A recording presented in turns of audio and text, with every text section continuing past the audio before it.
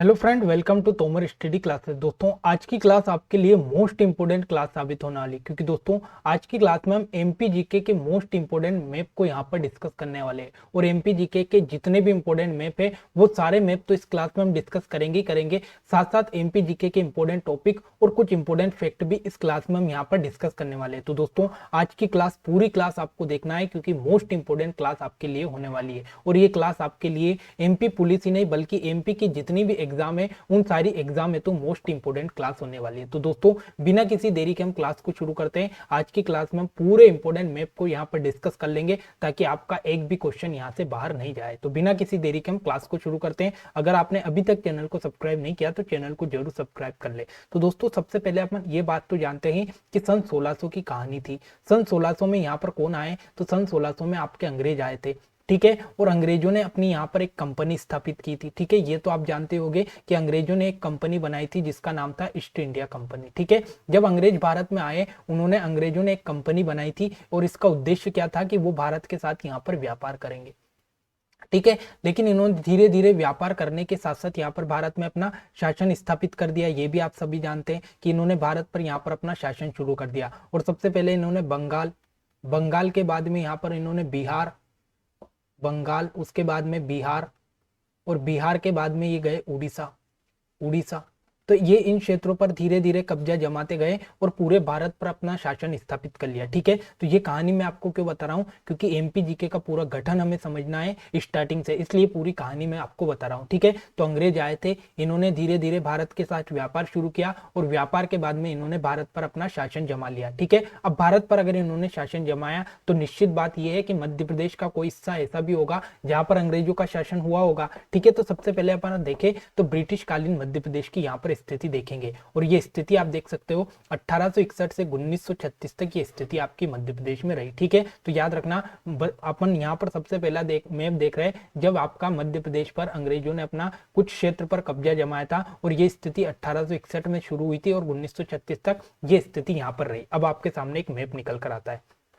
अब यहाँ पर आपको ये क्षेत्र दिखाई दे रहा है बिल्कुल यहाँ पर पिंक कलर में। तो ये जो क्षेत्र दिखाई दे रहा है जिसे यहाँ पर लिखा है सेंट्रल प्रोविंस, ठीक है। तो सेंट्रल प्रोविंस वाला वो क्षेत्र था जिस पर अंग्रेजों ने अपना शासन स्थापित किया था। मोस्ट इंपोर्टेंट पॉइंट याद रखना कि सबसे पहले मध्य प्रदेश के किस भाग पर अंग्रेजों ने अपना शासन स्थापित किया गया था। तो याद रखना वो क्षेत्र था आपका सेंट्रल प्रोविंस वाला क्षेत्र। और ये सेंट्रल प्रोविंस का गठन कब होता है? तो 2 नवंबर 1861 को यहाँ पर सेंट्रल प्रोविंस वाले भाग का गठन होता है। तो मोस्ट इंपोर्टेंट 2 क्वेश्चन यहाँ पर याद रखना कि मध्य प्रदेश का वो कौन सा भाग था जहां पर सबसे पहले अंग्रेजों ने अपना शासन स्थापित किया? तो वो था आपका सेंट्रल प्रोविंस वाला भाग, ठीक है। और सेंट्रल प्रोविंस का गठन कब हुआ? तो 2 नवंबर 1861 पर यहाँ पर सेंट्रल प्रोविंस का गठन हुआ, ठीक है। अब सेंट्रल प्रोविंस के आसपास यहाँ पर मध्य भारत वाला क्षेत्र आपको दिखाई दे रहा है, यहाँ पर नीचे दक्षिणी रियासत दिखाई दे रही है और ये बरार वाला क्षेत्र अलग था, ठीक है। अब आपको यहाँ पर बरार की स्थिति एक बार ध्यान से देख लो, क्योंकि आगे जाकर ये बरार भी सेंट्रल प्रोविंस में शामिल होने वाला है। अभी तक तो ये अलग था लेकिन आगे जाकर ये सेंट्रल प्रोविंस में ही शामिल हो जाएगा, ठीक है।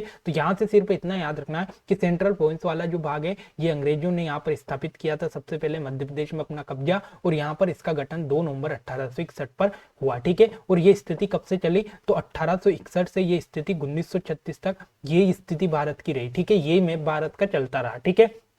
अब अपन पहुंचे कहा 1936 से 1947 तक, ठीक है। तो क्या हुआ? जब अपन ने देखा था पहले यहाँ पर सेंट्रल प्रोविंस यानी जिसे सीपीएम बोलते हैं, तो यहाँ पर सीपी वाला क्षेत्र था जिस पर अंग्रेज आए थे। अब अंग्रेजों ने क्या किया 1936 में? ये जो आपका बरार वाला क्षेत्र है इसे आपका सीपी में शामिल कर लिया, ठीक है। तो 1936 में जो आपका बरार वाला क्षेत्र है इस बरार वाला क्षेत्र आपका सीपी में मिल गया है, ठीक है। तो याद रखना आपसे क्वेश्चन पूछेगा कि सेंट्रल प्रोविंस में बरार को कब शामिल किया गया? तो याद रखना बरार जो है ये सेंट्रल प्रोविंस में 1936 में यहाँ पर शामिल किया गया था, ठीक है। ये बात आपको याद रखनी, ठीक है। अभी तक 2 मैप मैंने आपको दिखाए। पहले में सेंट्रल प्रोविंस का गठन, वहां पर मध्य प्रदेश में सबसे पहले अंग्रेज आए थे 2 नवंबर 1861 को। जब धीरे धीरे आगे बढ़े तो जो आपका सेंट्रल प्रोविंस वाला हिस्सा था इसमें आपके यहाँ पर 1936 में बरार को भी शामिल कर लिया गया था, ठीक है। अब ये स्थिति कब तक चली? तो 1947 तक मध्य प्रदेश की यही स्थिति रही, ठीक है। अब यहाँ पर क्या हुआ? अब धीरे धीरे यहाँ पर क्या हुआ कि भारत में संविधान बनना तैयार हो गया था, ठीक है। अब क्या हुआ था, धीरे धीरे अपन यहाँ पर संविधान बनाना शुरू कर दिया था भारत ने। भारत में संविधान के बाद में स्वतंत्रता की यहाँ पर लगातार मांग शुरू हो गई थी, ठीक है। अब धीरे धीरे क्या हुआ कि यहाँ पर भारत का संविधान भी बन रहा था और भारत में स्वतंत्रता की मांग भी उठ रही थी। लेकिन इससे पहले भारत में एक सबसे बड़ी समस्या आ रही थी, वो थी रियासतों का एकीकरण। क्योंकि अगर भारत का जो शासन है वो संविधान के हिसाब से चलाना है तो वहां पर जो भारत में राजा रजवाड़े थे उनको समाप्त करना होगा, ठीक है। तो राजा रजवाड़ों को समाप्त करने के लिए यहाँ पर रियासतों का एकीकरण हुआ। अब रियासत क्या होती है, रियासत का मतलब ही ये होता है कि राजा रजवाड़ा का जो शासन है, जिन उनका जो क्षेत्र है उसे बोला जाता है रियासत, ठीक है। अलग अलग राज्य की अलग अलग रियासत थी, अलग अलग राजा के अलग अलग क्षेत्र और अलग अलग रियासत हुआ करती थी। तो उन राजा रजवाड़ों को समाप्त करना था और भारत का एक पूर्ण मैप यहाँ पर तैयार करना था, ठीक है। तो इसके लिए सबसे पहला जो आपका रियासत का काम दिया, रियासतों का एकीकरण का काम दिया, वो सरदार वल्लभ भाई पटेल को दिया गया, ठीक है। तो यहाँ पर एक इंपॉर्टेंट क्वेश्चन बनता है कि जो रियासतों का एकीकरण करने का काम है वो किसे दिया, तो वो सरदार वल्लभ भाई पटेल को दिया गया। मोस्ट इंपोर्टेंट स्टार लगाकर ये यहाँ पर पॉइंट याद रख लेना, ठीक है।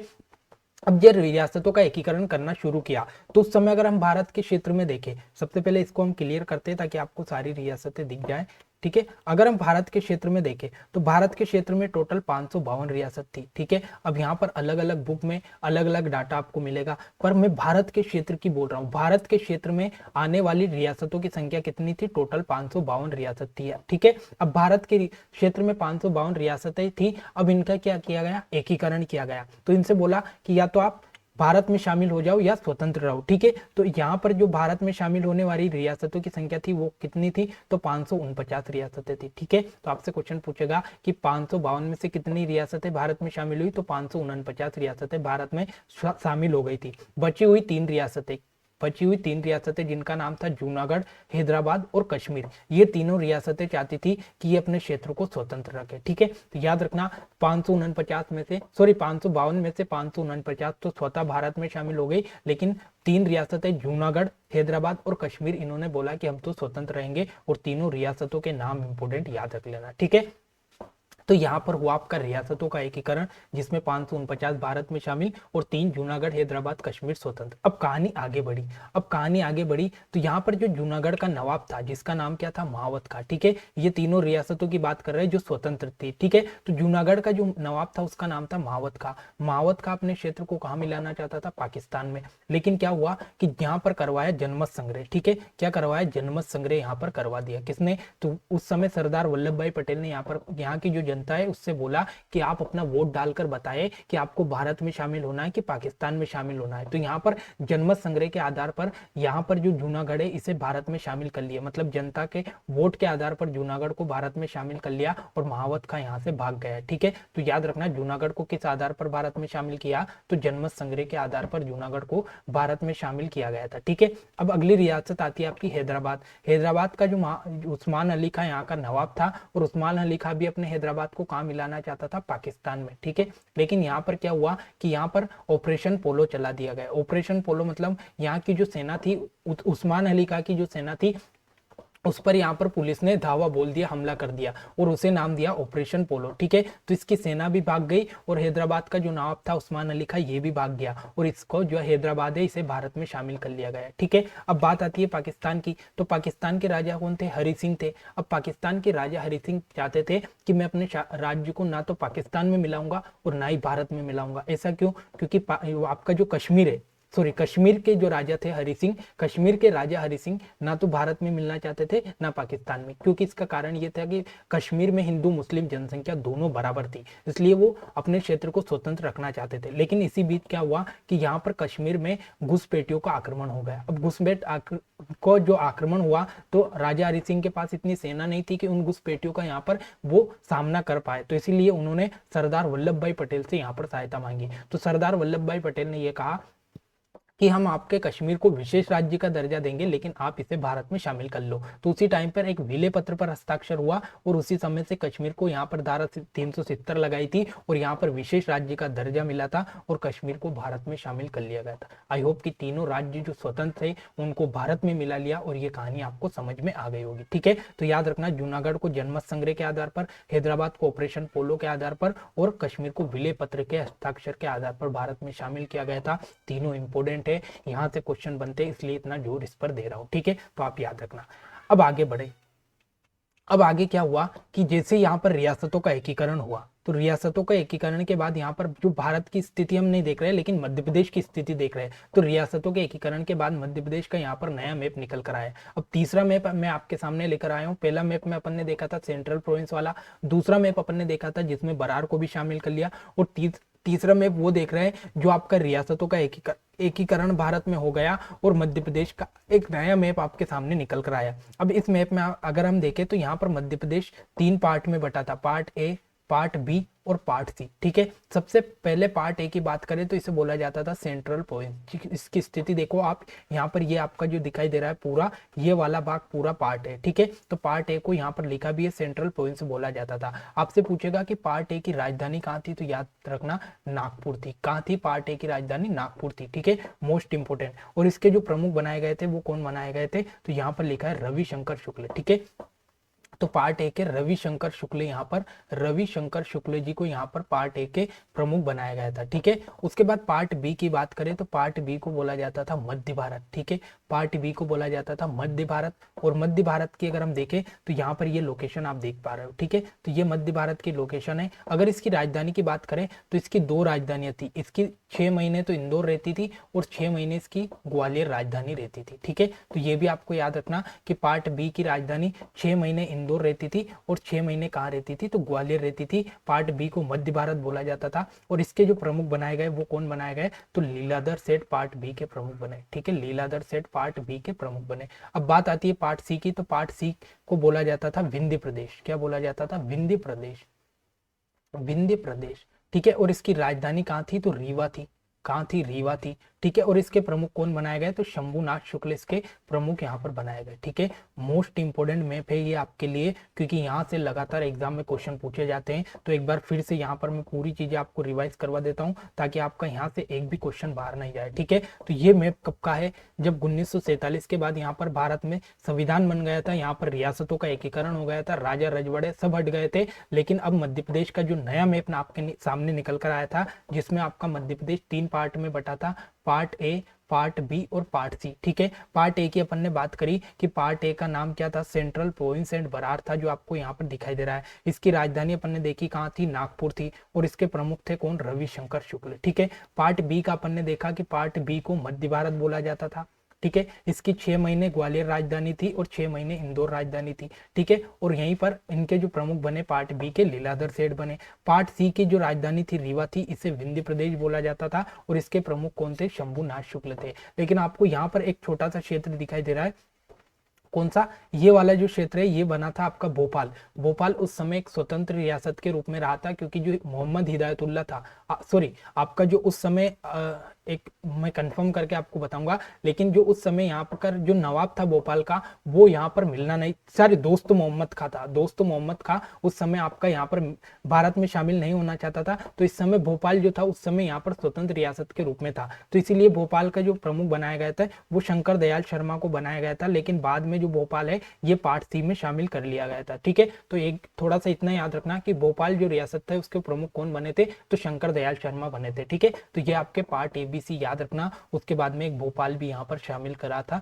तो भोपाल को भी याद रखना, शंकर दयाल शर्मा इसके प्रमुख थे। ठीक है, तो ये मोस्ट इंपोर्टेंट है। 1956 तक ये यहाँ पर मध्य प्रदेश की स्थिति रही। ठीक है, अब कहानी आगे बढ़ी। अब क्या हुआ कि आप जानते हो कि भारत में अनेक भाषा वाले लोग रहते। कहीं पर आप जानते हो कि मराठी बोली जाती है, कहीं पर आप कोंकणी बोली जाती है, ठीक है, कहीं पर हिंदी बोली जाती है। तो अलग अलग भाषा के अलग अलग लोग रहते थे। अब ये क्या हुआ कि रियासतों के एकीकरण करने के बाद ये अलग अलग भाषा के लोग आपस में मिक्स हो गए। कहीं पर आपस में कोंकणी भाषा के आ गए, कहीं पर हिंदी, कहीं पर मराठी, कहीं पर मालवी, कहीं पर आपकी मलयालम। तो अलग अलग भाषा के लोग मिक्स हो गए, क्योंकि अलग अलग राजा के अलग अलग क्षेत्र में रियासतों को मिक्स यहाँ पर कर दिया गया था। तो यहाँ पर सबसे बड़ी समस्या हुई कि वो जो भाषा वाले लोग थे वो अपनी भाषा के लिए यहाँ पर राज्यों के गठन की मांग करने लगे। ठीक है, राज्यों के गठन की मांग करने लगे। तो यहाँ पर एक सबसे पहले एक यहाँ पर 1 अक्टूबर 1953 को यहाँ पर एक राज्य बना था जिसका नाम था आंध्र प्रदेश। ठीक है, आंध्र प्रदेश। आंध्र प्रदेश। ठीक है, तो ये आप याद रखना, 1 अक्टूबर 1953 को भाषाई आधार पर सबसे पहला राज्य कौन सा बना, तो वो बना आंध्र प्रदेश। तो आपसे क्वेश्चन पूछेगा कि भाषाई आधार पर सबसे पहला राज्य भारत में कौन सा बना, तो आंध्र प्रदेश बना था। ये आपको याद रखना, मोस्ट इंपोर्टेंट याद रख लेना। ठीक है, कब बना था, 1 अक्टूबर 1953 को ये बनाया गया था। ठीक है, तो ये आपको याद रखना। अब क्या हुआ कि एक भाषा के लिए अलग राज्य बना दिया, तो स्वाभाविक बात है कि सभी अपने अपने लिए अलग राज्य की यहाँ पर मांग करेंगे। ठीक है, तो ये आपको याद रखना है कि पहला राज्य कौन सा बना। तो अब क्या हुआ कि यहाँ पर एक राज्य पुनर्गठन आयोग लाया गया। ठीक है, राज्य पुनर्गठन आयोग, ये इसे बोला जाता था फजल अली आयोग। ठीक है, तो दोनों एक ही है, राज्य पुनर्गठन आयोग या फजल अली आयोग। इसका गठन कब हुआ, तो 22 दिसंबर 1953 को इसका गठन होता है। क्यों होता है, क्योंकि 1 अक्टूबर 1953 को आपका एक राज्य बन गया था आंध्र प्रदेश। अब एक राज्य बनेगा तो लोग मांग करेंगे, इसलिए यहाँ पर राज्य पुनर्गठन आयोग 22 दिसंबर 1953 को लाया। इसे फजल अली आयोग भी कहा जाता है। फजल अली आयोग क्यों कहा जाता है, क्योंकि जो इसके अध्यक्ष थे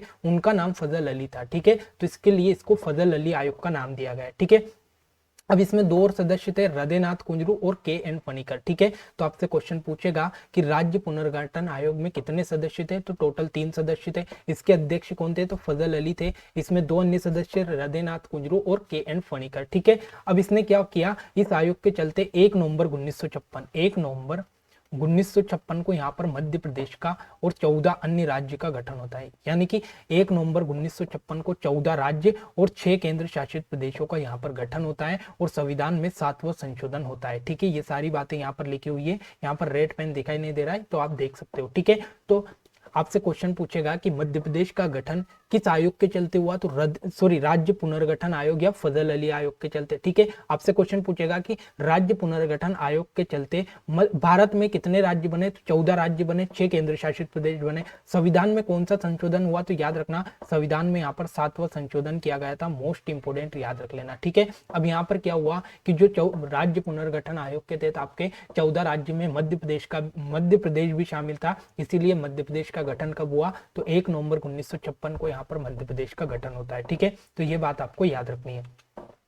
अब यहाँ पर क्या हुआ कि जो अपन ने देखा था कि उस समय पार्ट एबीसी बनाए गए थे, तो पार्ट एबीसी को समाप्त कर दिया। क्यों, क्योंकि अब तो मध्य प्रदेश का गठन हो गया, 14 राज्य भी बन गए, अलग अलग भाषा के लोग अलग अलग जगह चले गए, अपने अपने राज्य बन गए। तो यहाँ पर जो पार्ट एबीसी बनाया गया था उसे अब यहाँ पर समाप्त कर दिया। कब, 1 नवंबर 1956 को। अब पार्ट एबीसी को समाप्त कर दिया तो उसमें कुछ परिवर्तन आए। जैसे क्या हुआ कि पार्ट ए वाला जो क्षेत्र था, जिसमें अपन ने देखा था कि पार्ट ए में सेंट्रल प्रोविंस वाला जो क्षेत्र है, पार्ट ए उसे बोला था, और उसमें अगर दक्षिण में देखोगे तो महाराष्ट्र वाला जो क्षेत्र था वो भी आ रहा था। तो महाराष्ट्र के 8 मराठी भाषा वाले जिले भी इस क्षेत्र में आ रहे थे। अब इनका नाम आपको याद रखना, अमरावती, अकोला, वर्धा, भंडारा, चांदा, यमतवाल, बुंडाला और नागपुर। तो ये जो 8 जिले, ये कौन सी भाषा बोलते थे, ये मराठी भाषा बोलते थे। तो मध्य प्रदेश ने कहा कि भाई ये तो मराठी बोलते हैं, तो ये दक्षिण में महाराष्ट्र के पास आ रहा है, तो नीचे इनको महाराष्ट्र को दे दो। तो 8 जो मराठी भाषा वाले जिले हैं ये पार्ट ए में आते थे, और ये किसे दे दिए गए, तो ये महाराष्ट्र को दे दिए गए। ठीक है,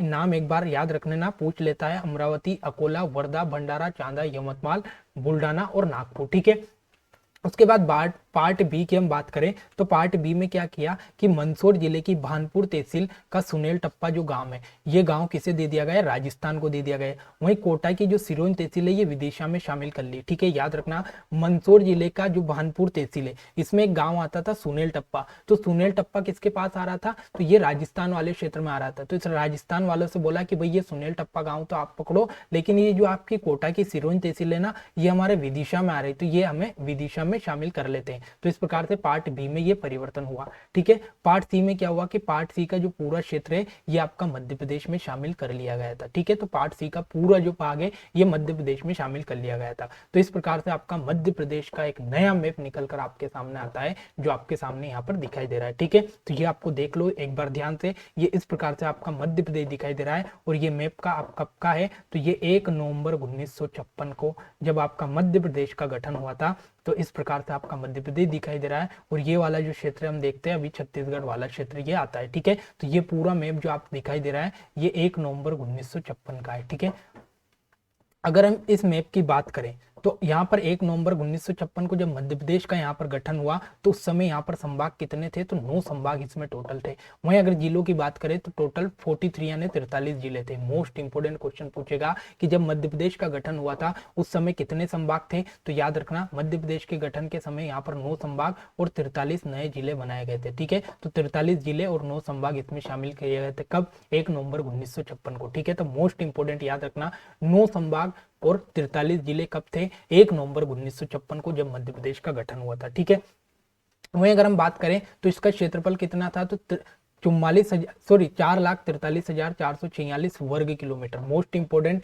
जब 1 नवंबर 1956 को मध्य प्रदेश का गठन हुआ था उस समय मध्य प्रदेश का क्षेत्रफल कितना था, तो याद रखना 4,43,446 वर्ग किलोमीटर था। और उस समय मध्य प्रदेश पूरे भारत का सबसे बड़ा राज्य हुआ करता था। ठीक है, तो याद रखना क्षेत्रफल 44,3, 44,6 इस प्रकार से भी आप याद रख सकते हो। वहीं उत्तर से दक्षिण की हम लंबाई बात करें तो 1 नवंबर 1956 की उत्तर से दक्षिण की लंबाई उस समय थी 996 किलोमीटर और वहीं पूर्व से पश्चिम की लंबाई थी 1127 किलोमीटर। तो मोस्ट इंपोर्टेंट पॉइंट याद रखना कि 1 नवंबर 1956 को जब मध्य प्रदेश का गठन हुआ था उस समय मध्य प्रदेश भारत का सबसे बड़ा राज्य हुआ करता था। इसका क्षेत्रफल 4,43,446 वर्ग किलोमीटर था। उत्तर से दक्षिण यानी ऊपर से नीचे की अगर लंबाई आप देखोगे तो ये थी आपकी 996 किलोमीटर। पूर्व से पश्चिम की अगर आप देखोगे तो ये थी आपकी 1127 किलोमीटर। तो मोस्ट इंपोर्टेंट यहाँ से आपका क्वेश्चन बन सकता है, तो ये स्लाइड आपको याद रखनी है, मोस्ट इंपोर्टेंट। ठीक है, अब कहानी आगे बढ़ी।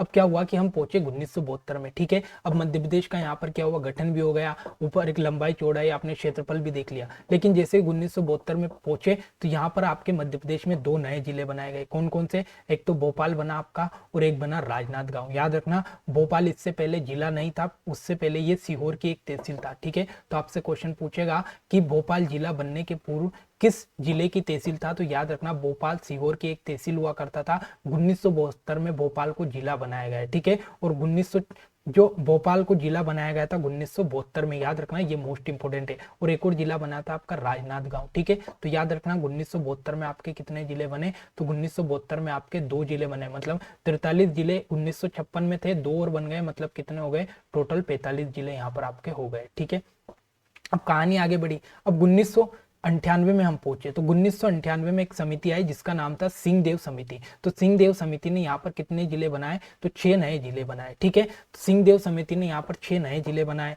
उसके बाद में 1998 में एक और समिति आती है जिसका नाम है BR दुबे समिति। तो इसने यहाँ पर 10 नए जिले बनाए। मतलब 1998 में 2 समिति आई, एक सिंहदेव जिसने 6 जिले बनाए, एक BR दुबे समिति जिसने 10 जिले बनाए। इस प्रकार से अगर हम देखें तो 1998 में टोटल यहाँ पर कितने जिले बन गए, तो 1998 में यहाँ पर टोटल 16 जिले बन गए। और ये क्वेश्चन कई बार एग्जाम में पूछे गए हैं कि 1998 में मध्य प्रदेश में कितने जिलों का गठन किया गया, तो याद रखना 16 नए जिले बने थे। सिंहदेव समिति ने 6 जिले बनाए थे, BR दुबे समिति ने यहाँ पर 10 जिले बनाए थे। तो मोस्ट इंपोर्टेंट पॉइंट स्टार लगाकर पूरा इस स्लाइड को याद रख लेना। 1972 के बाद में 2 जिले बने थे, भोपाल और राजनांदगांव। ठीक है, 1972 में 1998 में 16 नए जिले बने, सिंहदेव कमेटी ने 6 जिले बनाए और BR दुबे समिति ने यहाँ पर 10 जिले बनाए। ठीक है, तो इस प्रकार से 16 जिले 1998 में बने। ठीक है, तो छत्तीसगढ़ के विभाजन के पूर्व यहाँ पर टोटल कितने जिले हो गए, तो यहाँ पर हो गए 61। कैसे हुए, तो सबसे पहले 43 जिले थे,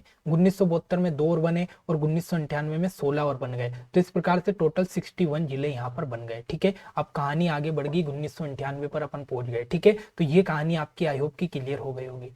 ठीक है, अब आगे बढ़े। अब क्या हुआ, 1 नवंबर 2000 को हम पहुंचे तो मध्य प्रदेश से छत्तीसगढ़ राज्य का अलग गठन हुआ और छत्तीसगढ़ 26वां राज्य बना। मोस्ट इंपोर्टेंट यहाँ पर क्वेश्चन बनता है कि छत्तीसगढ़ मध्य प्रदेश से कब अलग हुआ, तो याद रखना यहाँ पर 1 नवंबर 2000 को मध्य प्रदेश से छत्तीसगढ़ राज्य अलग हो गया। उसके बाद में छत्तीसगढ़ 26वां नंबर का भारत का राज्य बना और ये वाला जो हिस्सा है, याद रखना ये वाला पूरा हिस्सा यहाँ पर मध्य प्रदेश से अलग हो गया। ठीक है, ये वाला हिस्सा जो आप देख पा रहे हो ये मध्य प्रदेश से 1 नवंबर 2000 को अलग हो गया। ठीक है, तो 1 नवंबर 2000 को यहाँ पर ये वाला हिस्सा अलग होकर नया राज्य बन गया, भारत का 26वें नंबर का राज्य जिसे हम बोलते हैं छत्तीसगढ़। ठीक है, तो ये आपको याद रखना है। ठीक है, वहीं अगर हम बात करें तो 16 जिले और 3 संभाग, ठीक है। मोस्ट इंपोर्टेंट आपसे यहाँ पर क्वेश्चन पूछेगा कि 16 जिले और 3 संभाग यहाँ पर आपके छत्तीसगढ़ में शामिल किए गए, ठीक है। तो याद रखना मोस्ट इंपोर्टेंट क्वेश्चन है कि आपसे पूछे कि जब 1 नवंबर 2000 को मध्य प्रदेश से छत्तीसगढ़ अलग हुआ था तो उस समय मध्य प्रदेश के कितने जिले छत्तीसगढ़ में गए, तो याद रखना 16 जिले और 3 संभाग यहाँ पर छत्तीसगढ़ में चले गए, ठीक है। तो अपन ने देखा था कि 61 तो यहाँ पर टोटल जिले हो गए थे, टोटल 61 जिले थे जिसमें से 16 जिले तो आपका छत्तीसगढ़ में चले गए, ठीक है। वही संभाग टोटल 12 हो गए थे और 3 संभाग आपका यहाँ पर छत्तीसगढ़ में चले गए, ठीक है। संभाग अपन ने नहीं देखे क्योंकि इतना इंपॉर्टेंट नहीं है, ठीक है। तो याद रखना 61 जिलों में से 16 जिले अपन ने यहाँ पर किसे दे दिए, छत्तीसगढ़ को। 12 संभाग में से 3 संभाग भी छत्तीसगढ़ को दे दिए, ठीक है। अब अगर हम देखें मध्य प्रदेश की स्थिति, तो ये आपका मध्य प्रदेश का नया मैप निकल कर आया आपका कब, 1 नवंबर 2000 को, ठीक है। तो 1 नवंबर 2000 को मध्य प्रदेश का नया मैप आप देख सकते हो, नया मैप निकल कर आपके सामने आता है जो कुछ इस प्रकार से दिखाई देता है क्योंकि छत्तीसगढ़ वाला हिस्सा जो है वो अलग हो गया, ठीक है।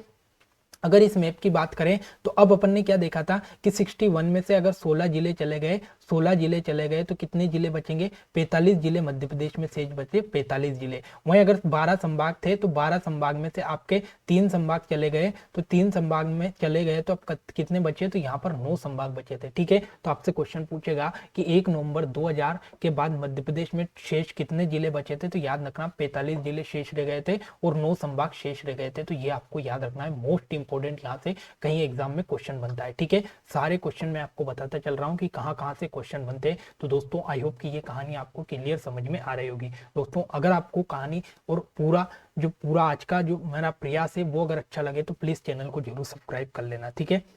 अब आगे बढ़ते हैं।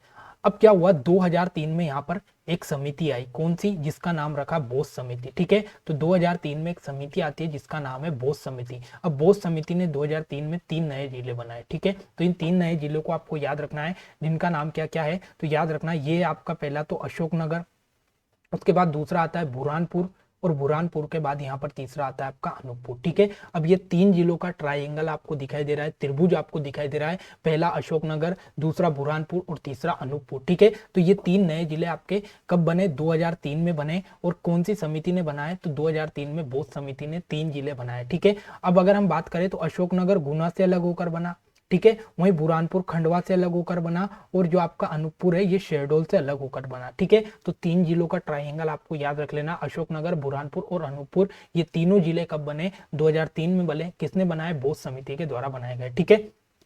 अब आगे बढ़ते हैं। अब यहाँ पर बाकी जिलों की हम बात करें तो 2003 के बाद अपन कहाँ पहुंचे, 2000 यहाँ पर पहुंचे 8 में। तो 17 मई 2008 को एक जिला बना जिसका नाम है अलीराजपुर, ठीक है। तो 17 मई 2008 को एक जिला बना जिसका नाम है अलीराजपुर। और अलीराजपुर किससे अलग हुआ, तो झाबुआ से अलग हुआ। तो ये बात याद रखना कि आपका कब, 17 मई 2008 को एक जिला बना जिसका नाम क्या है, अलीराजपुर, ठीक है। मोस्ट इंपोर्टेंट क्वेश्चन पूछ सकता है, ठीक है। उसके बाद में आपका एक और जिला बना यहाँ पर 24 मई 2008 को, कब, 24 मई 2008 को एक और जिला बना जिसका नाम है सिंगरौली। कौन सा, सिंगरौली। किससे अलग हुआ, तो सीधी से अलग हुआ। कौन सा, सिंगरौली जिला बना और किससे अलग हुआ, तो सिंगरौली सीधी से अलग होकर बना, ठीक है। तो यहाँ पर 2 जिले और बने। तो आपसे क्वेश्चन पूछेगा कि 2008 में टोटल कितने जिले बने, तो 2008 में टोटल 2 जिले बनाए गए। आपका एक तो बनाया गया कौन सा, अलीराजपुर, और एक बनाया गया सिंगरौली, ठीक है। अब बात पहुंची फिर 2013 पे। तो 2013 में एक और जिला बना आपका कौन सा, आगर मालवा। किससे अलग हुआ, तो शाजापुर से अलग होकर बना। तो कब, 16 अगस्त 2013 को आपका कौन सा जिला बना, तो ये बना आपका आगर मालवा, ठीक है। आगर मालवा किससे अलग हुआ, तो याद रखना आगर मालवा अलग हुआ आपका शाजापुर से, ठीक है। और उसके बाद में एक और नया जिला बना आपका 1 अक्टूबर 2018 को। कब, ये पूरा क्लियर कर देते हैं। 1 अक्टूबर 2018 को एक जिला बनता है जिसका नाम है निवाड़ी, ठीक है, निवाड़ी। और निवाड़ी जिले का गठन कब होता है, तो 1 अक्टूबर 2018 को होता है। किससे अलग हुआ, तो टीकमगढ़ से अलग होकर बना आपका कौन सा, निवाड़ी, ठीक है। तो मोस्ट इंपोर्टेंट यहाँ पर 2008 में 2 बने। उसके बाद में अपन पहुंचे थे कहाँ पर, आगर मालवा बना 2013 में और एक बना 2018 में। इस सारों जिलों को मिलाकर टोटल भारत में यहाँ पर वर्तमान में मध्य प्रदेश में टोटल 52 जिले हो गए, ठीक है। क्यों, क्योंकि अपन ने देखा था कि 1 नवंबर 2000 को आपके यहाँ पर अगली स्लाइड में ले लेते, ठीक है। इसको क्लियर करते हैं पहले, फिर उसके बाद में पूरा समझाता हूँ मैं आपको। सबसे पहले अपन ने क्या देखा था, यहाँ पर ऊपर देखते हैं। सबसे पहले अपन ने देखा था कि 1 नवंबर को आपका 1 नवंबर 2000 को आपके टोटल मध्य प्रदेश में कितने जिले थे, 45 जिले थे।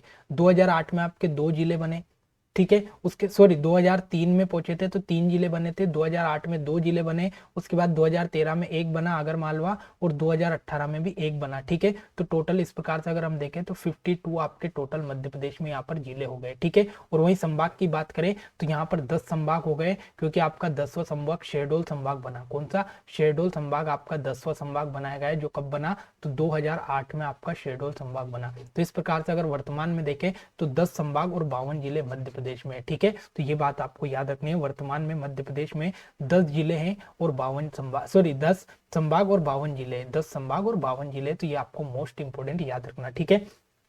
अब आगे बढ़ते हैं, अब महत्वपूर्ण संभाग और जिले यहाँ पर डिस्कस कर लेते हैं, ठीक है। तो आपको एक स्लाइड में आपको पूरी बता रहा हूँ, जिसमें पूरे 10 संभाग के बारे में हम डिस्कस करने वाले हैं। तो सबसे पहले अगर हम बात करें तो यहाँ पर सबसे पहला आता है आपका चंबल संभाग, चंबल संभाग, ठीक है। तो चंबल संभाग में कितने जिले आते हैं, 3 जिले आते हैं। कौन कौन से जिले आते हैं एक बार देखो। सबसे पहले यहाँ पर श्योपुर, मुरैना और भिंड, ये 3 जिले जो ऊपर के आपको चोटी पे दिखाई दे रहा है, ये तीनों जिले आपके कहाँ पर आते हैं, तो ये तीनों जिले आते हैं आपके चंबल संभाग में। याद रखना, भिंड, मुरैना और श्योपुर, ये 3 जिले आपके कहाँ पर आते हैं, चंबल संभाग में। फिर उसके बाद आता है आपका ग्वालियर संभाग, ग्वालियर संभाग। तो ग्वालियर संभाग में आपके कितने, 5 जिले आते हैं, ठीक है। कौन कौन से, यहाँ पर ग्वालियर आएगा सबसे पहले, फिर यहाँ पर एक दतिया दिखाई दे रहा है आपको, फिर शिवपुरी, शिवपुरी के बाद में गुना, और गुना के बाद में अशोकनगर। तो ये जो पूरा क्षेत्र आपको दिखाई दे रहा है, ये आता है आपको ग्वालियर संभाग में, ठीक है। तो 2 संभाग हो गए, चंबल संभाग में भिंड, मुरैना, श्योपुर आएगा, ग्वालियर संभाग में 5 जिले आएगा, ग्वालियर, दतिया, शिवपुरी, गुना और अशोकनगर। जिस प्रकार से मैं मैप में बनाता जा रहा हूँ वहां पर आप देखते चले, ताकि आपको सारी चीजें याद हो जाए, ठीक है।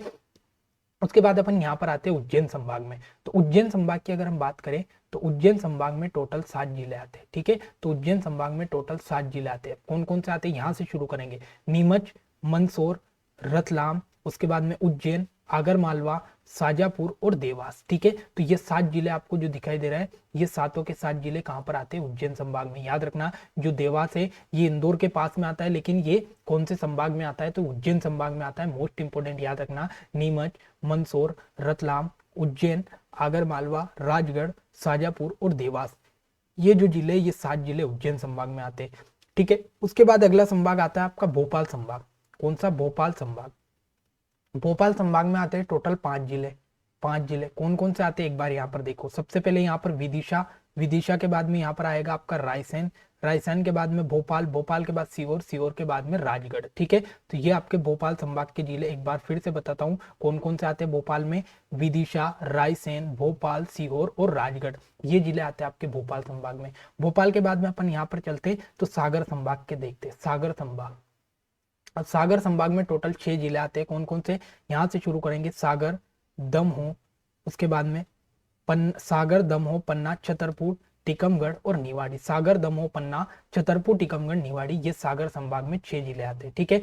सागर संभाग के बाद अपन यहाँ पर चलते रीवा संभाग में। तो रीवा संभाग में टोटल 4 जिले आते हैं। कौन कौन से, रीवा के बाद रीवा, सतना, सीधी और सिंगरौली। कौन से, रीवा, सतना, सीधी, सिंगरौली, ये 4 जिले आपके आते हैं रीवा संभाग में। उसके बाद यहाँ पर आता है शहडोल संभाग। तो शहडोल संभाग में 3 जिले आते हैं। कौन कौन से, शहडोल, उमरिया और अनूपपुर, ठीक है। और शहडोल संभाग के बारे में एक बात याद रखना, शहडोल संभाग का गठन 2008 में आया और भारत का नवीनतम संभाग है आपका शहडोल संभाग। शहडोल, उमरिया, अनूपपुर, ये जिले आते हैं। उसके बाद आता है यहाँ पर कौन सा आपका, जबलपुर संभाग। तो जबलपुर संभाग में कितने आते हैं याद रखना, जबलपुर, जबलपुर में आते हैं आपके कौन से, 8 जिले। जबलपुर संभाग में 8 जिले। यहाँ से शुरू करेंगे, कटनी, जबलपुर, नरसिंहपुर, छिंदवाड़ा, सिवनी, बालाघाट, मंडला, डिंडोरी, ये आपके आपके जो 8 जिले दिखाई दे रहा है, ये पूरा जो क्षेत्र आपको दिखाई दे रहा है, ये आता है आपका कौन सा, ये 8 जिले आते हैं आपके कौन से संभाग में, तो ये आते हैं आपके जबलपुर संभाग में। उसके बाद यहाँ पर आता है एक और होशंगाबाद संभाग। तो होशंगाबाद संभाग में होशंगाबाद, हरदा और बैतूल, ये 3 जिले आते हैं, होशंगाबाद, हरदा और बैतूल। और होशंगाबाद संभाग का 2008 में नाम बदलकर नर्मदापुरम संभाग कर दिया। उसके बाद में यहाँ पर लास्ट आता है आपका इंदौर संभाग। तो इंदौर संभाग में भी 8 जिले आते हैं आपके। कौन कौन से, यहाँ पर शुरू करेंगे, इंदौर, धार, झाबुआ, अलीराजपुर, बड़वानी, खरगोन, खंडवा और बुरहानपुर। ये आपके 8 जिले आते हैं किसमें, इंदौर संभाग में। झाबुआ, अलीराजपुर, धार, इंदौर, बड़वानी, खरगोन, खंडवा और बुरहानपुर। तो ये आपके टोटल 8 जिले आते हैं इस केस में इंदौर संभाग में, ठीक है। अब यहाँ पर कुछ इंपोर्टेंट फैक्ट याद करो। अब सबसे पूछे आपसे कि क्षेत्रफल में सबसे बड़ा संभाग कौन सा है, तो क्षेत्रफल में आपका सबसे बड़ा संभाग पूछे तो आपको बताना है कि क्षेत्रफल में सबसे बड़ा संभाग है आपका कौन सा, तो वो है आपका जबलपुर संभाग, जबलपुर संभाग, ठीक है। अगर आपसे पूछे कि जनसंख्या में सबसे बड़ा संभाग कौन सा है, जनसंख्या में सबसे बड़ा संभाग कौन सा है, तो जनसंख्या में अगर सबसे बड़ा संभाग पूछे तो आपको कौन सा बताना है, तो जनसंख्या में सबसे बड़ा संभाग है आपका इंदौर संभाग, ठीक है, इंदौर संभाग। अगर आपसे पूछे कि जनसंख्या, जनसंख्या प्लस जनसंख्या और क्षेत्रफल दोनों में सबसे छोटा संभाग कौन सा है, जनसंख्या और क्षेत्रफल दोनों में सबसे छोटा संभाग कौन सा है, तो याद रखना दोनों में सबसे जो छोटा संभाग है वो है आपका कौन सा, तो शहडोल संभाग, शहडोल संभाग, ठीक है, शहडोल संभाग। कब बना, 2008 में बनाया गया, ठीक है। तो याद रखना क्षेत्रफल में सबसे बड़ा संभाग कौन सा है, जबलपुर संभाग। जनसंख्या में सबसे बड़ा संभाग कौन सा है, इंदौर संभाग। जनसंख्या और क्षेत्रफल में सबसे छोटा संभाग कौन सा है, तो वो आपका शहडोल संभाग, 2008 में बनाया गया है ये संभाग। तो आई होप कि ये पूरे संभाग और आपको पूरे जिले आपको याद हो गए होंगे, ठीक है। अब कहानी को आगे बढ़ाते हैं। अब बात करते हैं पड़ोसी राज्यों से लगने वाले जिले। अब सबसे पहले आपके पड़ोसी राज्य कितने हैं, तो ये देखते हैं। सबसे पहले जो मध्य प्रदेश की सीमाएं 5 राज्यों से लगती है, ये बात आपको याद रखनी है, ठीक है। तो याद रखना मध्य प्रदेश के 5 पड़ोसी राज्य कौन कौन से, तो सबसे पहले यहाँ पर देखो राजस्थान, राजस्थान के बाद यहाँ पर लग रहा है आपका यूपी, यूपी के बाद में यहाँ पर आता है आपका छत्तीसगढ़, छत्तीसगढ़ के बाद यहाँ पर आता है आपका महाराष्ट्र, और महाराष्ट्र के बाद यहाँ पर 5वां आता है गुजरात, ठीक है। अगर आपसे पूछे कि आपकी जो मध्य प्रदेश की सीमा है सबसे ज्यादा किसके साथ लगती है, तो याद रखना सबसे ज्यादा राजस्थान के साथ लगती है, किसमें, तो क्षेत्रफल के आधार पर। अगर क्षेत्रफल के आधार पर आपसे पूछे कि क्षेत्रफल के आधार पर मध्य प्रदेश की सीमा सबसे ज्यादा किससे लगती है, तो वो लगती है आपकी राजस्थान के साथ। अगर आपसे पूछे कि जनसंख्या के हिसाब से मध्य प्रदेश की सबसे ज्यादा सीमा किसके साथ लगती है, तो याद रखना वो लगती है आपकी उत्तर प्रदेश के साथ। तो यहाँ पर 2 क्वेश्चन आपके 3 क्वेश्चन बनकर तैयार हुए कि मध्य प्रदेश के टोटल 5 पड़ोसी राज्य। अगर आपकी पूछे कि क्षेत्रफल के हिसाब से मध्य प्रदेश की सीमा सबसे ज्यादा किसके साथ लगती है, तो राजस्थान के साथ लगती है। जनसंख्या के हिसाब से सबसे ज्यादा किसके साथ लगती है, तो वो लगती है आपकी उत्तर प्रदेश के साथ, ठीक है। अब बात करते हैं कि आपके कौन से राज्य के साथ कौन कौन सा जिला लगता है, ठीक है। तो अगर सबसे पहले अपन देखें यहाँ पर उत्तर प्रदेश, तो याद रखना उत्तर प्रदेश के साथ मध्य प्रदेश के 13 जिले लगते हैं, ठीक है। याद रखना मोस्ट इंपोर्टेंट, उत्तर प्रदेश के साथ मध्य प्रदेश के 13 जिले लगते हैं। कौन कौन से, यहाँ से शुरू करेंगे। सबसे पहले मुरैना, उसके बाद भिंड, भिंड के बाद दतिया, दतिया के बाद शिवपुरी, शिवपुरी के बाद यहाँ पर आता है अशोकनगर, उसके बाद में आपका सागर लगेगा, निवाड़ी लगेगा, टीकमगढ़ लगेगा, छतरपुर लगेगा, उसके बाद में आपका सतना लगेगा, रीवा लगेगा और सिंगरौली लगेगा। तो ये टोटल 13 जिले आपके किसके साथ लगते हैं, तो ये 13 जिले यूपी के साथ लगते हैं, ठीक है। तो मोस्ट इंपोर्टेंट क्वेश्चन तो आपका एक यहीं पर बन गया कि मध्य प्रदेश के कितने जिले उत्तर प्रदेश के साथ सीमा बनाते हैं, तो 13 जिले बनाते हैं। कौन कौन से, तो मुरैना, भिंड, उसके बाद में आता है आपका दतिया, दतिया के बाद शिवपुरी, अशोकनगर, सागर, टीकमगढ़, निवाड़ी, छतरपुर, पन्ना, सतना, रीवा और सिंगरौली, ठीक है। सीधी नहीं लगता, याद रखना सीधी की सीमा उत्तर प्रदेश के साथ नहीं लगती, ठीक है। अगर बात करें छत्तीसगढ़ के साथ कितने जिले लगते हैं, तो याद रखना यहाँ पर 1 मिनट ये क्लियर कर देते हैं ताकि आपको चीजें समझ। तो छत्तीसगढ़ के साथ अगर देखें तो छत्तीसगढ़ के साथ टोटल आपके 7 जिले लगते हैं, ठीक है। कौन कौन से, सबसे पहले यहाँ पर सिंगरौली, फिर सीधी, शहडोल, अनूपपुर, डिंडोरी, मंडला और बालाघाट, ठीक है। तो याद रखना आपका छत्तीसगढ़ के साथ मध्य प्रदेश के 7 जिले लगते हैं, जिसमें सबसे पहले आता है सिंगरौली, फिर सीधी, शहडोल, अनूपपुर, उसके बाद में डिंडोरी, मंडला और बालाघाट। तो ये आपके टोटल 7 जिले आपके लगते हैं किससे, छत्तीसगढ़ से। वहीं महाराष्ट्र की बात करें तो महाराष्ट्र के साथ 9 जिले लगते हैं। कौन कौन से, तो यहाँ पर बालाघाट से शुरू करेंगे, बालाघाट, शिवनी, छिंदवाड़ा, बैतूल, उसके बाद में यहाँ पर आता है खंडवा, बुरहानपुर, खरगोन, बड़वानी और अलीराजपुर। तो ये जिले 9 जिले जिसकी सीमा महाराष्ट्र से लगती है, ठीक है। वहीं गुजरात की बात करें तो गुजरात के साथ 2 जिले लगते हैं, एक तो झाबुआ लगता है, एक अलीराजपुर लगता है, ठीक है। तो झाबुआ और अलीराजपुर यहाँ पर 2 जिले गुजरात से लगते हैं। राजस्थान के साथ 10 जिले लगते हैं, ये आपको याद रखना है। यहाँ शुरू करेंगे मुरैना, श्योपुर, उसके बाद शिवपुरी, गुना, उसके बाद में राजगढ़, आगर मालवा, मंदसौर, नीमच, उसके बाद में रतलाम और झाबुआ, ये टोटल 10 जिले जो राजस्थान के साथ सीमा बनाते। तो आई होप कि अगर आपने पूरा मैप ध्यान से समझा होगा और अगर एक दो बार मैप से प्रैक्टिस कर ली होगी तो आपको यहाँ पर सारी चीजें याद रह जाएगी। ठीक है, तो एक बार फिर बताता हूँ, राजस्थान के साथ 10 जिले लगते हैं, यूपी के साथ 13 जिले लगते हैं, उसके बाद में छत्तीसगढ़ के साथ 6 जिले लगते हैं, उसके बाद में महाराष्ट्र के साथ 9 जिले लगते हैं और गुजरात के साथ 2 जिले लगते हैं। ठीक है, अब ऐसे राज्य हम यहाँ पर देखेंगे जो आपके 2 राज्यों के साथ सीमा बनाते हैं। ठीक है, तो ऐसे राज्य हम देखेंगे जो 2 राज्यों के साथ सीमा बनाते हैं। तो सबसे पहले आपका यहाँ पर आता है मुरैना। अगर मुरैना की बात करें तो ये इधर आपका राजस्थान के साथ सीमा बनाता है और इधर बनाता है आपका किसके साथ, यूपी के साथ। तो याद रखना, पहला जिला अपन ने देखा मुरैना जो 2 राज्यों के साथ सीमा बनाता है, एक तो आपका राजस्थान, एक उत्तर प्रदेश। दूसरा जिला आता है आपका कौन सा, शिवपुरी। तो इधर तो ये राजस्थान के साथ सीमा बनाता है और इधर आपका बनाता है किसके साथ, यूपी के साथ। ठीक है, तो दूसरा शिवपुरी भी राजस्थान और यूपी के साथ सीमा बनाता है। उसके बाद तीसरे नंबर पर आता है सिंगरौली। तो सिंगरौली आपका इधर जाओगे तो यूपी के साथ सीमा बना रहा है और इधर आओगे तो यहाँ पर ये छत्तीसगढ़ के साथ सीमा बना रहा है। तो सिंगरौली तीसरे नंबर पर। चौथे नंबर पर आता है आपका बालाघाट। तो बालाघाट अगर इधर जाओगे तो छत्तीसगढ़ के साथ सीमा बनाएगा और इधर आओगे तो आपका महाराष्ट्र के साथ सीमा बनाएगा। ठीक है, उसके बाद यहाँ पर आता है आपका अलीराजपुर। तो 5वें नंबर पर आता है आपका अलीराजपुर। अगर ऊपर जाओगे तो आपका गुजरात के साथ सीमा बनाएगा और नीचे आओगे तो यहाँ पर आपका महाराष्ट्र के साथ सीमा बनाएगा। ठीक है, उसके बाद आता है आपका झाबुआ 6ठे नंबर पर। तो 6ठे नंबर पर झाबुआ ऊपर जाओगे तो राजस्थान के साथ बनाएगा और नीचे आओगे तो गुजरात के साथ बनाएगा। तो याद रखना ये 6 जिलों के नाम आपको याद रखना है जो 2 राज्यों के साथ सीमा बनाते हैं। कौन कौन से, एक तो आपका मुरैना हो गया, एक बार फिर से मैं पूरा क्लियर कर देता हूँ। एक तो आपको यहाँ पर देखो मुरैना हो गया, उसके बाद में हो गया आपका शिवपुरी, उसके बाद में सिंगरौली, उसके बाद में बालाघाट, बालाघाट के बाद आपका यहाँ पर अलीराजपुर, अलीराजपुर के बाद यहाँ पर झाबुआ। तो ये आपके 6 जिले टोटल ऐसे जिले हैं जो 2 राज्यों के साथ यहाँ पर सीमा बनाते हैं। तो आई होप कि ये कहानी आपकी क्लियर हो गई होगी दोस्तों। बहुत ही इंपॉर्टेंट मैप है, आप अगर पूरी क्लास लोगे तो आपके सारे क्वेश्चन यहीं से तैयार हो जाएंगे। ठीक है, कहीं पर भी आपको पढ़ने की जरूरत नहीं होगी। ठीक है, अब बात आते हैं भारत की भौगोलिक स्थिति। ठीक है, तो सबसे पहले इस मैप में आपको क्या क्या देखना है कि जो मध्य प्रदेश का सबसे उत्तरी जिला है वो कौन सा है, तो वो है आपका मुरैना। सबसे दक्षिणी जिला कौन सा है, तो वो है आपका बुरहानपुर। उसके बाद में सबसे आपका यहाँ पर पूर्वी जिला कौन सा है, तो सिंगरौली। और यहाँ पर एक और जिला आता है सबसे पश्चिमी जिला अलीराजपुर। ठीक है, वहीं अगर बात करें तो मध्य प्रदेश में यहाँ से कर्क रेखा होकर गुजरती है। तो इस मैप को अपन यहाँ पर थोड़ा सा बाद में डिस्कस करेंगे। ये मैप आप देख लो, इस मैप में आपको दिखाई दे रहा है कि सबसे उत्तरी जिला कौन सा है आपका, तो सबसे उत्तरी जिला आपका कौन सा, मुरैना। ठीक है, सबसे दक्षिणी जिला पूछे तो सबसे दक्षिणी जिला कौन सा है, तो सबसे दक्षिण में आता है आपका बुरहानपुर।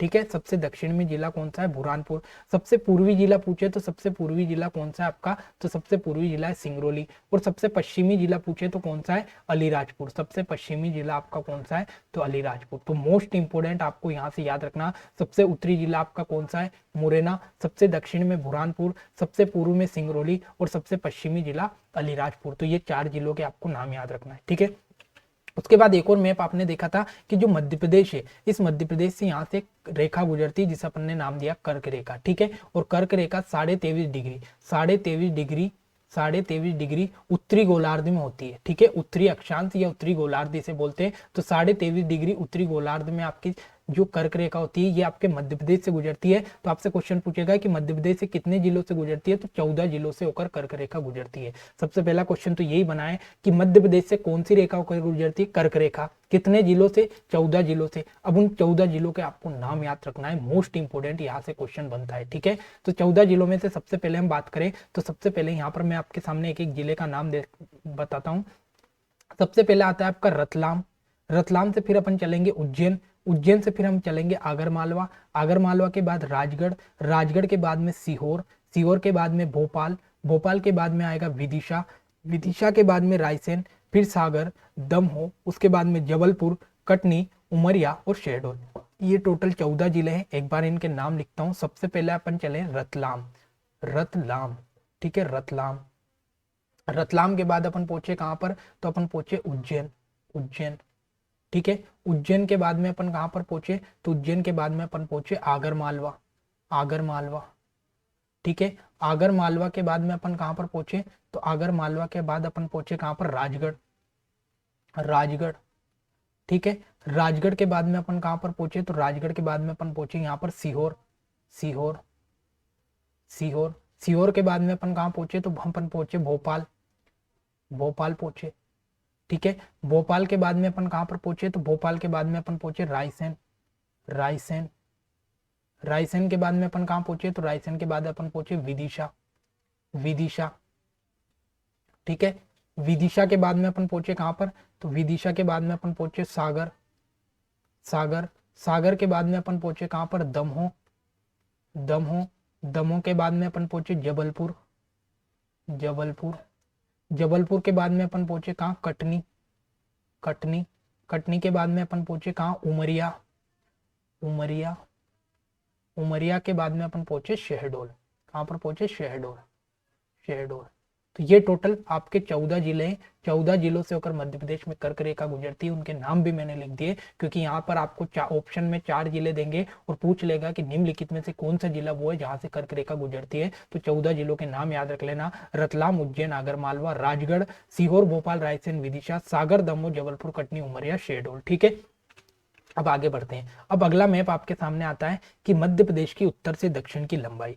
अपन ने पहले देखी थी जब मध्य प्रदेश का गठन हुआ था 1 नवंबर 1956 को, उस समय की जो लंबाई थी वो अलग थी। लेकिन वर्तमान में अगर देखें 1 नवंबर 2000 के बाद में जो मध्य प्रदेश से छत्तीसगढ़ अलग हो गया था, तो उसके बाद में आपकी नई लंबाई चौड़ाई आई थी। तो वो देखो, सबसे पहले अगर आपसे पूछे उत्तर से दक्षिण की लंबाई, तो उत्तर से दक्षिण की अगर लंबाई देखें तो 605 किलोमीटर है, ठीक है। ये प्रेजेंट टाइम की, यानी वर्तमान में ये आपकी लंबाई है। वर्तमान में अगर आपसे पूछे तो ये आपकी उत्तर से दक्षिण की लंबाई 605 किलोमीटर। अगर पश्चिम से पूर्व की लंबाई पूछे तो कितनी है, 870 किलोमीटर। कितनी है, 870 किलोमीटर, ठीक है। तो याद रखना, उत्तर से दक्षिण 605 और पश्चिम से पूर्व की लंबाई 870 kilometre. Most important question exam में बनता है, तो याद रखना, उत्तर से दक्षिण की 605 और पश्चिम से पूर्व की 870, और ठीक है, ये किलोमीटर में आएगी। याद रखना, लंबाई किलोमीटर में लिखना है और क्षेत्रफल वर्ग किलोमीटर में लिखना है, ये भी आपको याद रखना है, ठीक है। अब आती है आपकी भौगोलिक स्थिति। तो याद रखना, भौगोलिक स्थिति एग्जाम में क्वेश्चन बनता है, तो ये आपको यहाँ पर पूरी भौगोलिक स्थिति क्या होती है ये अभी समझाने का टाइम नहीं है, लेकिन ये आपको रटना है। 21 डिग्री 6 मिनट उत्तरी अक्षांश से 26 डिग्री 30 मिनट उत्तरी अक्षांश, वहीं 74 डिग्री 9 मिनट पूर्वी देशांतर से 82 डिग्री 48 मिनट पूर्वी देशांतर तक आपकी मध्य प्रदेश की भौगोलिक स्थिति है। मोस्ट इंपोर्टेंट, कहीं एग्जाम में लगातार क्वेश्चन पूछा मध्य प्रदेश की भौगोलिक स्थिति, याद रख लेना। 21 डिग्री 6 मिनट उत्तरी अक्षांश से 26 डिग्री 30 मिनट उत्तरी अक्षांश, 74 डिग्री 9 मिनट पूर्वी देशांतर से 82 डिग्री 48 मिनट पूर्वी देशांतर तक आपकी यहाँ पर भौगोलिक स्थिति है। तो इसको मोस्ट इंपोर्टेंट याद रख लेना, ठीक है। अब आगे बढ़ते हैं। अब मध्य प्रदेश का यहाँ पर भौगोलिक विभाजन आता है, ठीक है। भौगोलिक विभाजन क्या होता है, तो भौगोलिक विभाजन में मतलब भूगोल, भूगोल का मतलब क्या होता है कि किसी भी स्थान पर भौगोलिक विभाजन मतलब वहां के भूगोल के बारे में चर्चा करना। अब भूगोल में हम किसके बारे में चर्चा करते हैं, तो वहां पर नदियां, पर्वत, पठार, पेड़ पौधे, वनस्पति, इस सब के बारे में यहाँ पर चर्चा होती है भौगोलिक विभाजन में। तो भौगोलिक विभाजन के आधार पर अगर हम देखें तो यहाँ पर मध्य प्रदेश को 7 भागों में बांटा गया। कितने भागों में, 7 भागों में। कुल कितने भागों में बांटा गया, कुल तो 7 भागों में, लेकिन मुख्य रूप से 3 भागों में बांटा गया है, ठीक है। मुख्य रूप से 3 भागों में बांटा गया है, ये याद रखना। और कुल कितने भागों में, तो कुल 7 भागों में बांटा गया। पहला आता है आपका कौन सा, मध्य भारत का पठार। दूसरा आता है आपका मालवा का पठार। तीसरा आता है आपका बुंदेलखंड का पठार। चौथा आता है आपका रीवा पन्ना का पठार। पांचवा आता है आपका बघेलखंड का पठार। छठा आता है नर्मदा सोन घाटी। और सातवां आता है आपका यहाँ पर कौन सा, तो सातवां आता है सतपुड़ा मेकल श्रेणी, ठीक है। तो याद रखना, मध्य प्रदेश को भौगोलिक आधार पर टोटल 7 भागों में बांटा गया। कौन कौन सा, मध्य भारत का पठार, मालवा का पठार, बुंदेलखंड का पठार, रीवा पन्ना का पठार, बघेलखंड का पठार, नर्मदा सोन घाटी और यहाँ पर सतपुड़ा मेकल श्रेणी, ठीक है।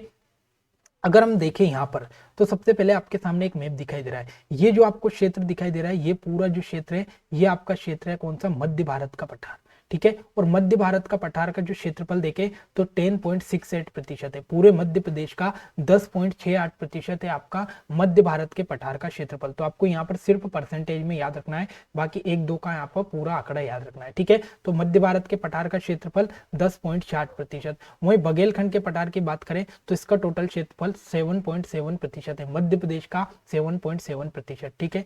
वहीं अगर हम बात करें तो मालवा के पठार की बात करें तो मालवा के पठार का 28% है और जो कि मध्य प्रदेश का सबसे बड़ा भूभाग है। याद रखना, मध्य प्रदेश का सबसे बड़ा भौगोलिक भाग कौन सा है? मालवा का पठार, जो कि 28% है टोटल भाग, और अगर इसका टोटल क्षेत्रफल पूछे तो 88,222 वर्ग किलोमीटर। ठीक है, 88,222 वर्ग किलोमीटर।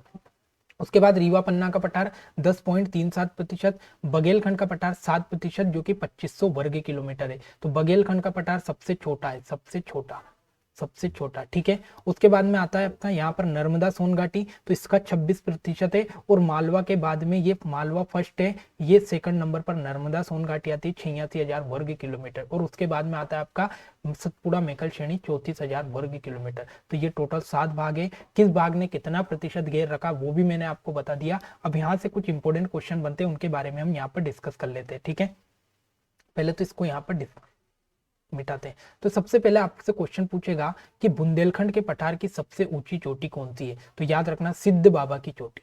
बुंदेलखंड के पठार की सबसे ऊंची चोटी कौन सी है? तो याद रखना सिद्ध बाबा की जो चोटी है ये बुंदेलखंड के पठार की सबसे ऊंची चोटी है। ठीक है, इसकी ऊंचाई 1172 मीटर है, 1172 मीटर। उसके बाद आपसे पूछे कि मालवा के पठार की सबसे ऊंची चोटी कौन सी है? तो याद रखना कौन सी है? सीगार। कौन सी है मालवा के पठार की सबसे ऊंची चोटी? सीगार। ठीक है, और इसकी ऊंचाई 881 मीटर है, 881 मीटर। वहीं अगर आपसे पूछे कि मध्य प्रदेश की सबसे ऊंची चोटी कौन सी है? तो धूपगढ़ की चोटी है, जिसकी ऊंचाई कितनी है? 1350 मीटर, 1350 मीटर। ठीक है, 1350 मीटर धूपगढ़ की चोटी की ऊंचाई है, जो कहाँ आती है? सतपुड़ा मेकल श्रेणी में आती है, और ये मध्य प्रदेश की सबसे ऊंची चोटी है। ठीक है, तो आपसे क्वेश्चन पूछेगा कि मध्य प्रदेश की सबसे ऊंची चोटी धूपगढ़ की चोटी की ऊंचाई कितनी है? 1350। किसके अंतर्गत आती है? तो सतपुड़ा मेकल श्रेणी के अंतर्गत आती है। ठीक है, और मध्य प्रदेश का सबसे छोटा भौगोलिक भूभाग कौन सा है? तो बुंदेलखंड का पठार है। सबसे बड़ा भौगोलिक भूभाग कौन सा है? तो मालवा का पठार है।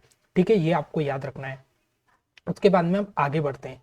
अब बात आती है यहाँ पर मध्य प्रदेश की नदियों की। दोस्तों हर यहाँ पर अलग अलग टॉपिक का मैप अब आपके सामने आता जा रहा है, तो अलग अलग टॉपिक को हम यहाँ पर फिनिश करते जाएंगे। ठीक है, तो सबसे पहले यहाँ पर नदियों में एक बात याद रखना, तो आपको यहाँ पर सबसे पहले तो कभी कभी यही पूछ लेता है कि कौन सी नदी किस दिशा में बहती है। तो ये जो ऊपर की जो जितनी भी नदी आपको दिखाई दे रही है, ये ऊपर वाली ये सारी नदियां आपको कहाँ पर बहती हुई दिखाई दे रही है? तो ये सारी बह रही है उत्तर दिशा में। उसके बाद में यहाँ पर ये जो नीचे वाली जो है ये दक्षिण में बह रही है, नीचे वाली नदियां। उसके बाद में इधर की ये आपकी पश्चिम की ओर बह रही है, पश्चिम की ओर बह रही है। तो ये नदियों का आप एक बार देख लेता कि कौन सी नदी किस साइड में बह रही है, इस प्रकार से भी क्वेश्चन बनता है। ठीक है, तो सबसे पहले यहाँ पर एक नदी आपको दिखाई दे रही है, इसका नाम है माही नदी।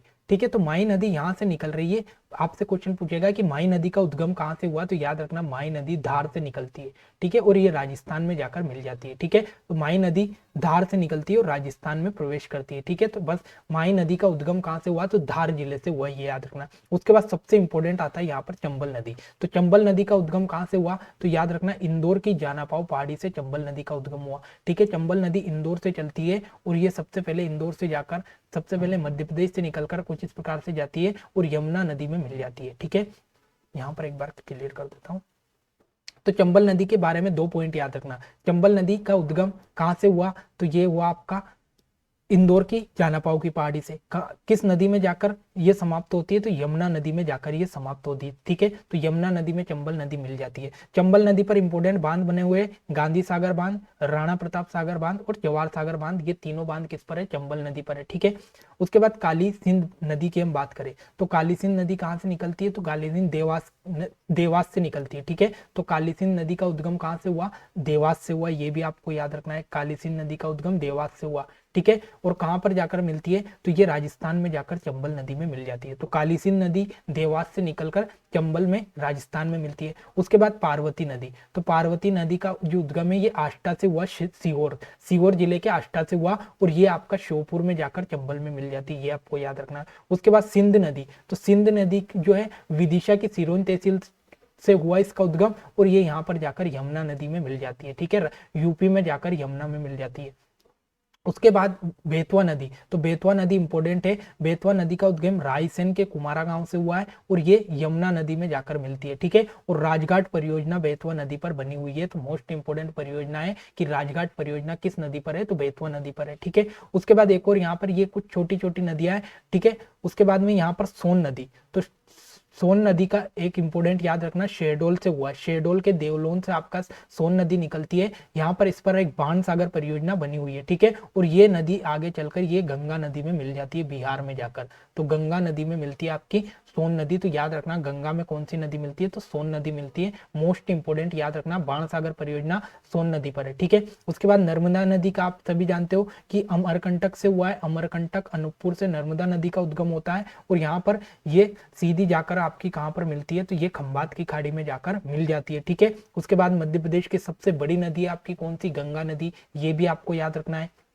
उसके बाद तवा नदी तो होशंगाबाद से होता है, और तवा नदी यहाँ पर नीचे चल दी जाती है, सॉरी ताप्ती नदी, ताप्ती नदी का बैतूल की मुल्ताई शहर से होता है उद्गम, और ये भी खंबात की खाड़ी में मिल जाती है, ठीक है। और तवा नदी आती है किसकी, सहायक नदी किसकी, नर्मदा की सहायक नदी है तवा, तो उसका उद्गम होशंगाबाद से होता है, और ये नर्मदा में मिल जाती है। उसके बाद में ये दक्षिण की ओर बहने वाली बेनगंगा, उसके बाद पेच, उसके बाद यहाँ पर वर्धा, और ये याद रखना है, ठीक है। तो बेनगंगा और वर्धा, यहाँ से एक नदी दिखाई दे रही बेनगंगा, और ये वर्धा नदी जब जहां मिलती है उसे बोला जाता है प्राणहिता। तो आपसे क्वेश्चन पूछेगा कि बेनगंगा और वर्धा का जो आपका संगम है उसे क्या बोला जाता है, तो प्राणहिता बोला जाता है, ठीक है। तो आप एक बार इस मैप को ध्यान से देख लेना, आपको सारी चीजें यहाँ पर समझ में आ जाएगी, ठीक है। तो ये मोस्ट इंपोर्टेंट नदियों वाला चैप्टर था, जिसमें अपन ने ये देखा है कि कौन सी नदी किस दिशा में बहती है, तो ये सारी नदियां ऊपर की ओर बहती है, ये कुछ नदियां दक्षिण में बह रही है, तो ये आपको देख के याद रखना है। अब सबसे पहला क्वेश्चन आपसे पूछेगा कि मध्य प्रदेश की गंगा किसे कहते हैं, तो याद रखना मध्य प्रदेश की जो गंगा है ये नर्मदा को कहते हैं, ठीक है। तो नर्मदा को मध्य प्रदेश की गंगा कहते हैं। उसके बाद मालवा की जीवन रेखा किसे कहते हैं, तो याद रखना मालवा की जीवन रेखा चंबल नदी को कहते हैं, ठीक है। उसके बाद आपसे पूछेगा कि बुंदेलखंड की जीवन रेखा किसे कहते हैं, तो बेतवा नदी को बुंदेलखंड की जीवन रेखा कहते हैं, ठीक है। उसके बाद में आपसे यहाँ पर और क्वेश्चन किस प्रकार से बन सकते हैं, तो और क्वेश्चन आपको यहाँ पर उसके मालवा की गंगा किसे कहते हैं, तो शिप्रा को मालवा की गंगा कहते हैं, ये भी आपको याद रखना है। तो ये आपके कुछ इंपोर्टेंट यहाँ पर नदियों वाले क्वेश्चन बन सकते हैं। तो कौन सी नदी का उद्गम कहाँ से हुआ ये याद रख लेना, कौन सी नदी किस दिशा में बह रही है ये याद रख लेना, और कौन सी नदी कहाँ पर जाकर समाप्त हो रही है ये याद रख लेना, आपका क्वेश्चन यहाँ से बन जाएगा, ठीक है।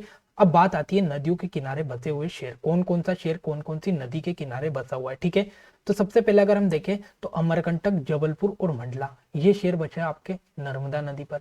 उसके बाद आता है नरसिंहपुर, पुनासा, हनुवंतिया, खंडवा, ये भी आपके नर्मदा नदी पर। उसके बाद आता है बड़वानी, ओंकारेश्वर, महेश्वर और बड़वा, तो ये भी नर्मदा नदी पर। अब आप सभी जानते हैं कि मध्य प्रदेश की सबसे बड़ी नदी है नर्मदा नदी, ठीक है। तो इसलिए इस पर कौन कौन से शहर बचे, तो अमरकंटक, जबलपुर, मंडला, नरसिंहपुर, पुनासा, हनुवंतिया, खंडवा, बड़वानी, ओकारेश्वर, महेश्वर और बड़वा, ये सारे शहर बसे आपके नर्मदा पर।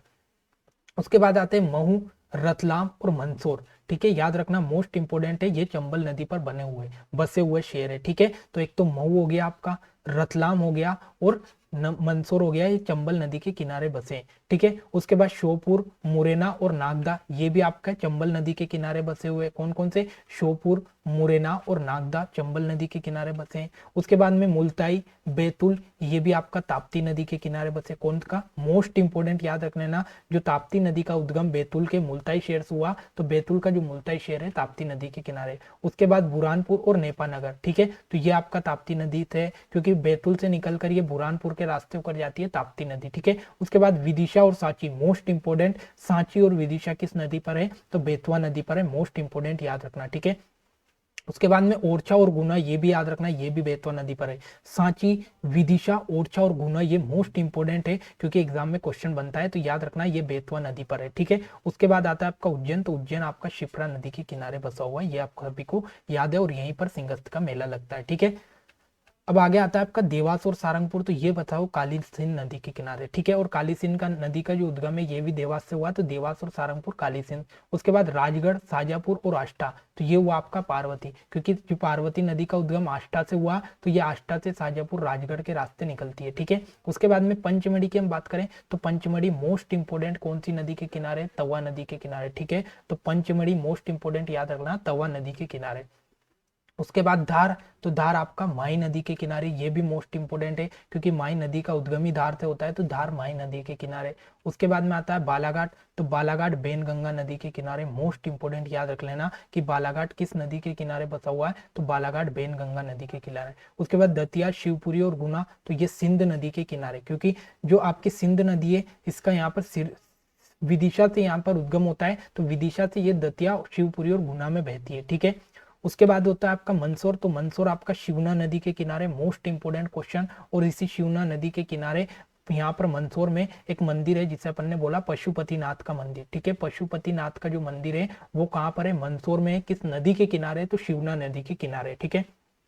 उसके बाद इंदौर, मोस्ट इंपोर्टेंट, खान नदी के किनारे बसा हुआ है आपका इंदौर, ठीक है। तो खान नदी के किनारे इंदौर। उसके बाद आता है आपका रीवा, तो रीवा मोस्ट इंपोर्टेंट, याद रख लेना, रीवा बिछा नदी के किनारे। तो दोस्तों जहां जहां मैंने स्टार लगाए वो सारी चीजें आपको याद रखनी है सबसे पहले, ठीक है।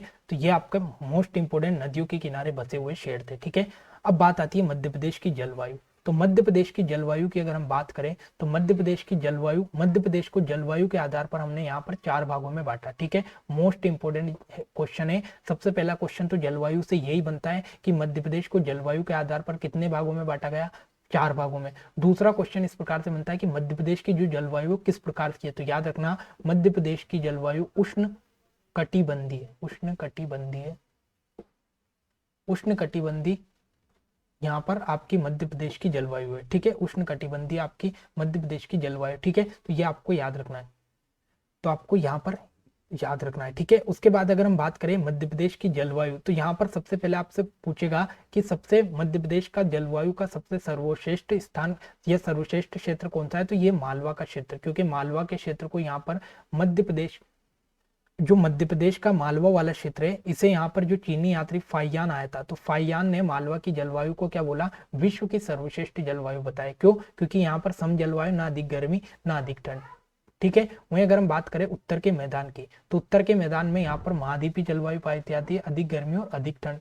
वहीं आता है विंध्य का पहाड़ी क्षेत्र, तो यहाँ पर भी सम जलवायु, ना अधिक गर्मी ना अधिक ठंड। उसके बाद नर्मदा सोन घाटी, तो यहाँ पर अधिक गर्मी और ना सामान्य ठंड, मतलब नर्मदा सोन घाटी में अधिक गर्मी होती है और सामान्य ठंड होती है, ठीक है। लेकिन सबसे इंपॉर्टेंट यहाँ पर मध्य प्रदेश की जलवायु उष्ण कटिबंधीय जलवायु पाई जाती है। मध्य प्रदेश को 4 भागों में जलवायु के आधार पर बांटा गया।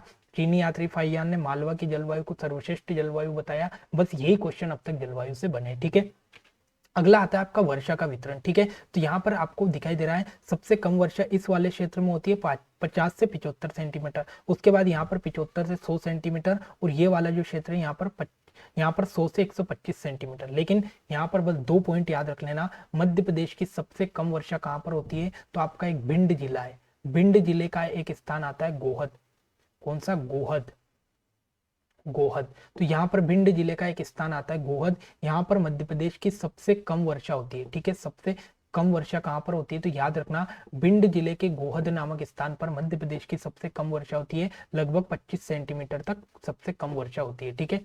तो यहाँ पर अगर हम देखें मध्य प्रदेश की सबसे ज्यादा वर्षा कहाँ पर होती है, तो ये होती है आपकी पंचमढ़ी में, ठीक है। पंचमढ़ी में, पंचमढ़ी में कितनी, 199 सेंटीमीटर तक यहाँ पर होती है, ठीक है। तो इससे 2 पॉइंट आपको याद रखना है, मध्य प्रदेश से सबसे कम वर्षा भिंड जिले के गोहद नामक स्थान पर होती है और सबसे ज्यादा पंचमढ़ी में होती है, आपको ये याद रखना है, ठीक है।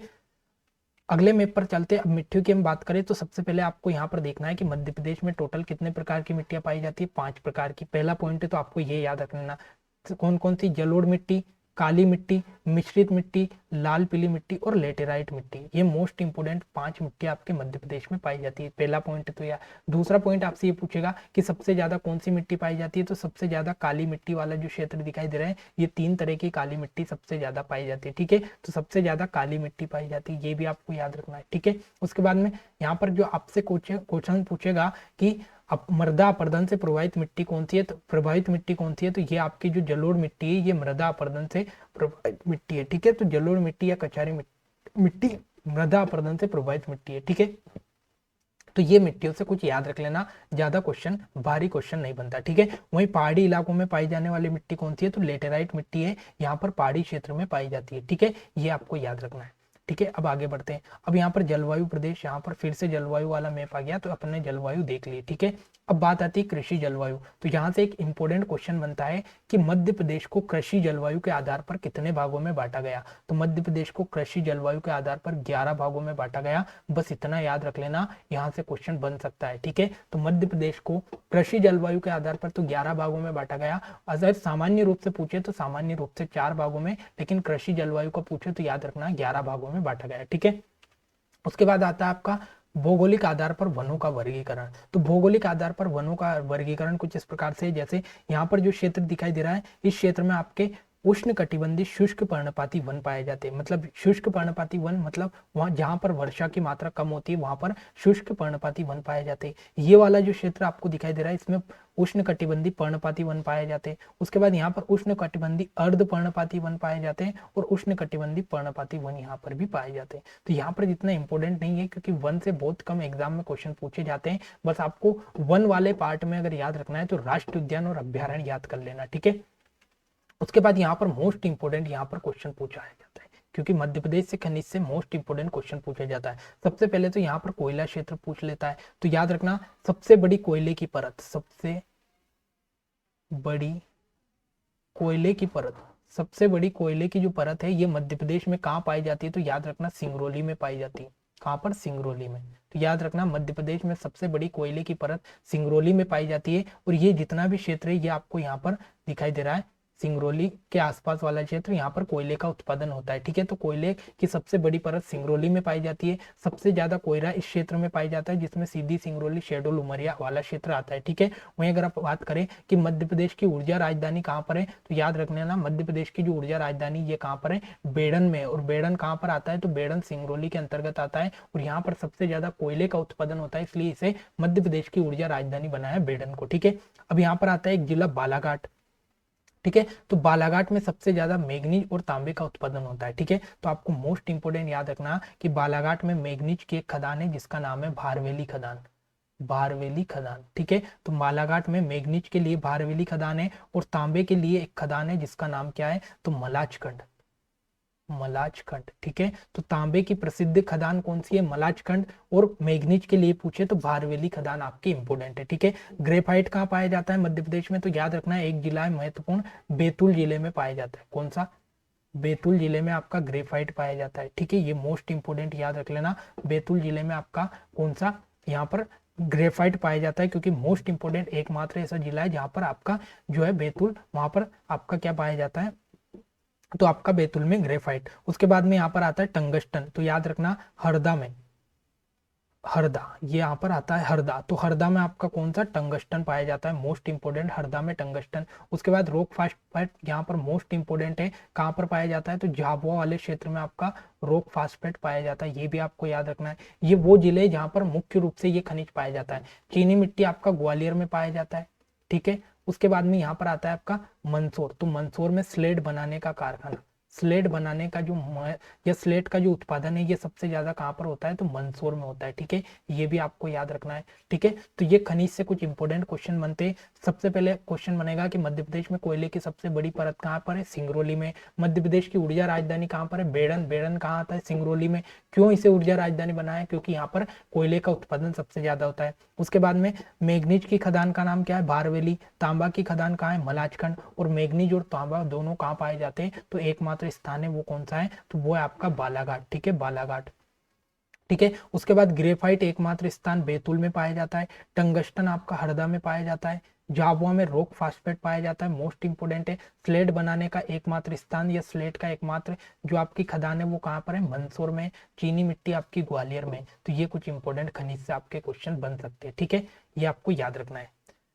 अब बात आती है जनजातियों की। तो जनजातियों में यहाँ पर एक सबसे इंपॉर्टेंट क्वेश्चन याद रखना है कि मध्य प्रदेश की सबसे बड़ी जनजाति, सबसे बड़ी जनजाति अगर आपसे पूछे तो सबसे बड़ी जनजाति कौन सी है आपकी? तो सबसे बड़ी जनजाति आपकी भील, ठीक है। भील सबसे बड़ी जनजाति है, ठीक है। और ये आपको पूरा जो क्षेत्र दिखाई दे रहा है ये भील जनजाति का क्षेत्र है, ठीक है। तो यहाँ पर जो झाबुआ अलीराजपुर में सबसे ज्यादा पाई जाती है, लेकिन सबसे बड़ी जनजाति भील है, ये आपको याद रखना है। उसके बाद यहाँ पर क्या हुआ कि जो केंद्र सरकार है इसने मध्य प्रदेश की 3 जनजातियों को विशेष पिछड़ी जनजातियों में घोषित किया गया। विशेष पिछड़ी जनजातियां घोषित किया गया, पिछड़ी जनजाति, ठीक है। तो विशेष पिछड़ी जनजाति कौन कौन सी है? तो एक तो आपकी सहरिया, सहरिया। दूसरे नंबर पर आती है आपकी बेगा, सहरिया बेगा। और तीसरे नंबर पर आती है आपकी सहरिया बेगा भारिया, भारिया, ठीक है। तो याद रखना तीनों जनजातियां विशेष पिछड़ी जनजातियों में कौन कौन सी जनजातियां? सेरिया, बेगा और भारिया। उसके बाद में आपसे क्वेश्चन पूछे कि छिंदवाड़ा के पातालकोट में कौन सी जनजाति पाई जाती है, तो भारिया जनजाति। सबसे पिछड़ी जनजाति है आपकी भारिया जनजाति, जो कहाँ पाई जाती है, छिंदवाड़ा के पातालकोट में पाई जाती है, जिसका नाम क्या है, भारिया जनजाति। मोस्ट इंपोर्टेंट याद रख लेना, ठीक है। तो ये जनजाति से कुछ इस प्रकार से क्वेश्चन बन सकता है। उसके बाद यहाँ पर मंडला और बालाघाट में बेगा जनजाति पाई जाती है, ये भी आपको याद रखना है, ठीक है। तो ये आपको याद रखना है, ठीक है। तो ये कुछ इंपोर्टेंट पॉइंट थे आपका यहाँ पर जनजातियों के मैप से, ठीक है। तो सबसे पिछड़ी जनजातियां 3 जनजातियां, सेरिया, बेगा और भारिया। सबसे बड़ी जनजाति मध्य प्रदेश की भील है। पातालकोट में कौन सी, छिंदवाड़ा के, तो यहाँ पर भारिया जनजाति पाई जाती है, ये आपको याद रखना है, ठीक है। आगे बढ़ते हैं। अब बात आती है पशु या पशु उत्पादन की, ठीक है। तो अगर मध्य प्रदेश में सबसे ज्यादा गधों की बात करें, या सबसे ज्यादा भैंस की बात करें, या सर्वाधिक दूध उत्पादन की बात करें, 3 पॉइंट याद रखना। सबसे ज्यादा भैंसे, सबसे ज्यादा गधे और सबसे ज्यादा दूध, ये कहाँ होता है, तीनों चीजें, तो ये होती है आपकी मुरैना में, ठीक है। तीनों पॉइंट मोस्ट इंपोर्टेंट याद रख लेना। सर्वाधिक भैंसे, सर्वाधिक गधे और सर्वाधिक दूध उत्पादन मुरैना में होता है। सबसे ज्यादा ऊन का जो उत्पादन है ये कहाँ पर होता है, तो ये शिवपुरी में होता है। कहाँ पर, शिवपुरी में होता है। सबसे ज्यादा ऊंट कहाँ पाए जाते हैं, तो मंदसौर में पाए जाते हैं, ठीक है। सबसे ज्यादा ऊंट मंदसौर में, सबसे ज्यादा ऊन शिवपुरी में, ठीक है।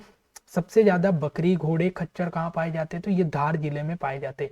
सर्वाधिक बकरी, घोड़े, खच्चर धार जिले में। सर्वाधिक भेड़े कहाँ पर है, मोस्ट इंपोर्टेंट, सर्वाधिक भेड़े आपकी कहाँ पर, बुरहानपुर में। कहाँ पर है, बुरहानपुर में सर्वाधिक भेड़े। उसके बाद सबसे ज्यादा आपका कुक्कुट या सबसे ज्यादा अंडे का उत्पादन जबलपुर में होता है, और सबसे ज्यादा मांस का उत्पादन आपका भोपाल में होता है, ठीक है। उसके बाद में सबसे ज्यादा सुअर और सर्वाधिक गोवंश कहाँ पर है, तो ये आपके रीवा में, ठीक है। ये आपको मोस्ट इंपोर्टेंट याद रख लेना। एक बार फिर से रिवाइज करवाता हूँ क्योंकि मोस्ट इंपोर्टेंट है। सबसे ज्यादा आपकी भैंसे, गधा और सर्वाधिक दूध, ये आपका मुरैना में होता है। शिवपुरी में सबसे ज्यादा ऊन का उत्पादन, सर्वाधिक ऊंट मंदसौर में, सबसे ज्यादा मांस भोपाल में, सर्वाधिक बकरी, घोड़े, खच्चर धार जिले में, सर्वाधिक भेड़े बुरहानपुर में, सबसे ज्यादा अंडा जबलपुर में होता है, और सबसे ज्यादा सुअर और गोवंश आपका रीवा में है। तो ये आपको मोस्ट इंपोर्टेंट याद रख लेना, ठीक है। अगले मैप पर चलते हैं। अब यहाँ पर सबसे ज्यादा फसल उत्पादन की बात करते हैं, तो सबसे ज्यादा सरसों का उत्पादन मोस्ट इंपोर्टेंट है। सबसे ज्यादा सरसों का उत्पादन आपका मुरैना में होता है, ठीक है। सबसे ज्यादा चने का उत्पादन आपका विदिशा में होता है, मोस्ट इंपोर्टेंट याद रख लेना। सरसों, मुरैना, चना, विदिशा। सबसे ज्यादा आपका सोयाबीन का उत्पादन कहाँ होता है, तो धार जिले में होता है, मोस्ट इंपोर्टेंट। सोयाबीन, यहाँ पर सोया राज्य भी आपका मध्य प्रदेश है, लेकिन जिला पूछे तो धार जिले में सबसे ज्यादा सोयाबीन होता है। सबसे ज्यादा गेहूं का उत्पादन पूछे तो होशंगाबाद में होता है। सबसे ज्यादा अरहर का पूछे तो नरसिंहपुर में। मक्का पूछे तो मक्का मोस्ट इंपोर्टेंट है, छिंदवाड़ा में सबसे ज्यादा मक्का होती है, ठीक है। सबसे ज्यादा धान का उत्पादन बालाघाट में होता है, ठीक है। तो ये आपको मोस्ट इंपोर्टेंट याद रख लेना। एक बार फिर से रिविजन करते हैं इन चीजों का।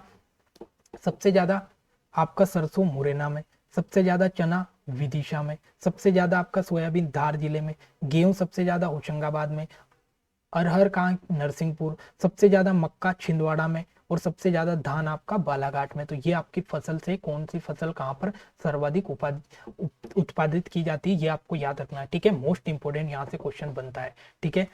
अब यहाँ पर कुछ इंपोर्टेंट फैक्ट के बारे में हम चर्चा करने वाले हैं। वैसे तो हमने सारी चीजें पढ़ ली, लेकिन एक बार फिर से मैं आपको बता देता हूँ।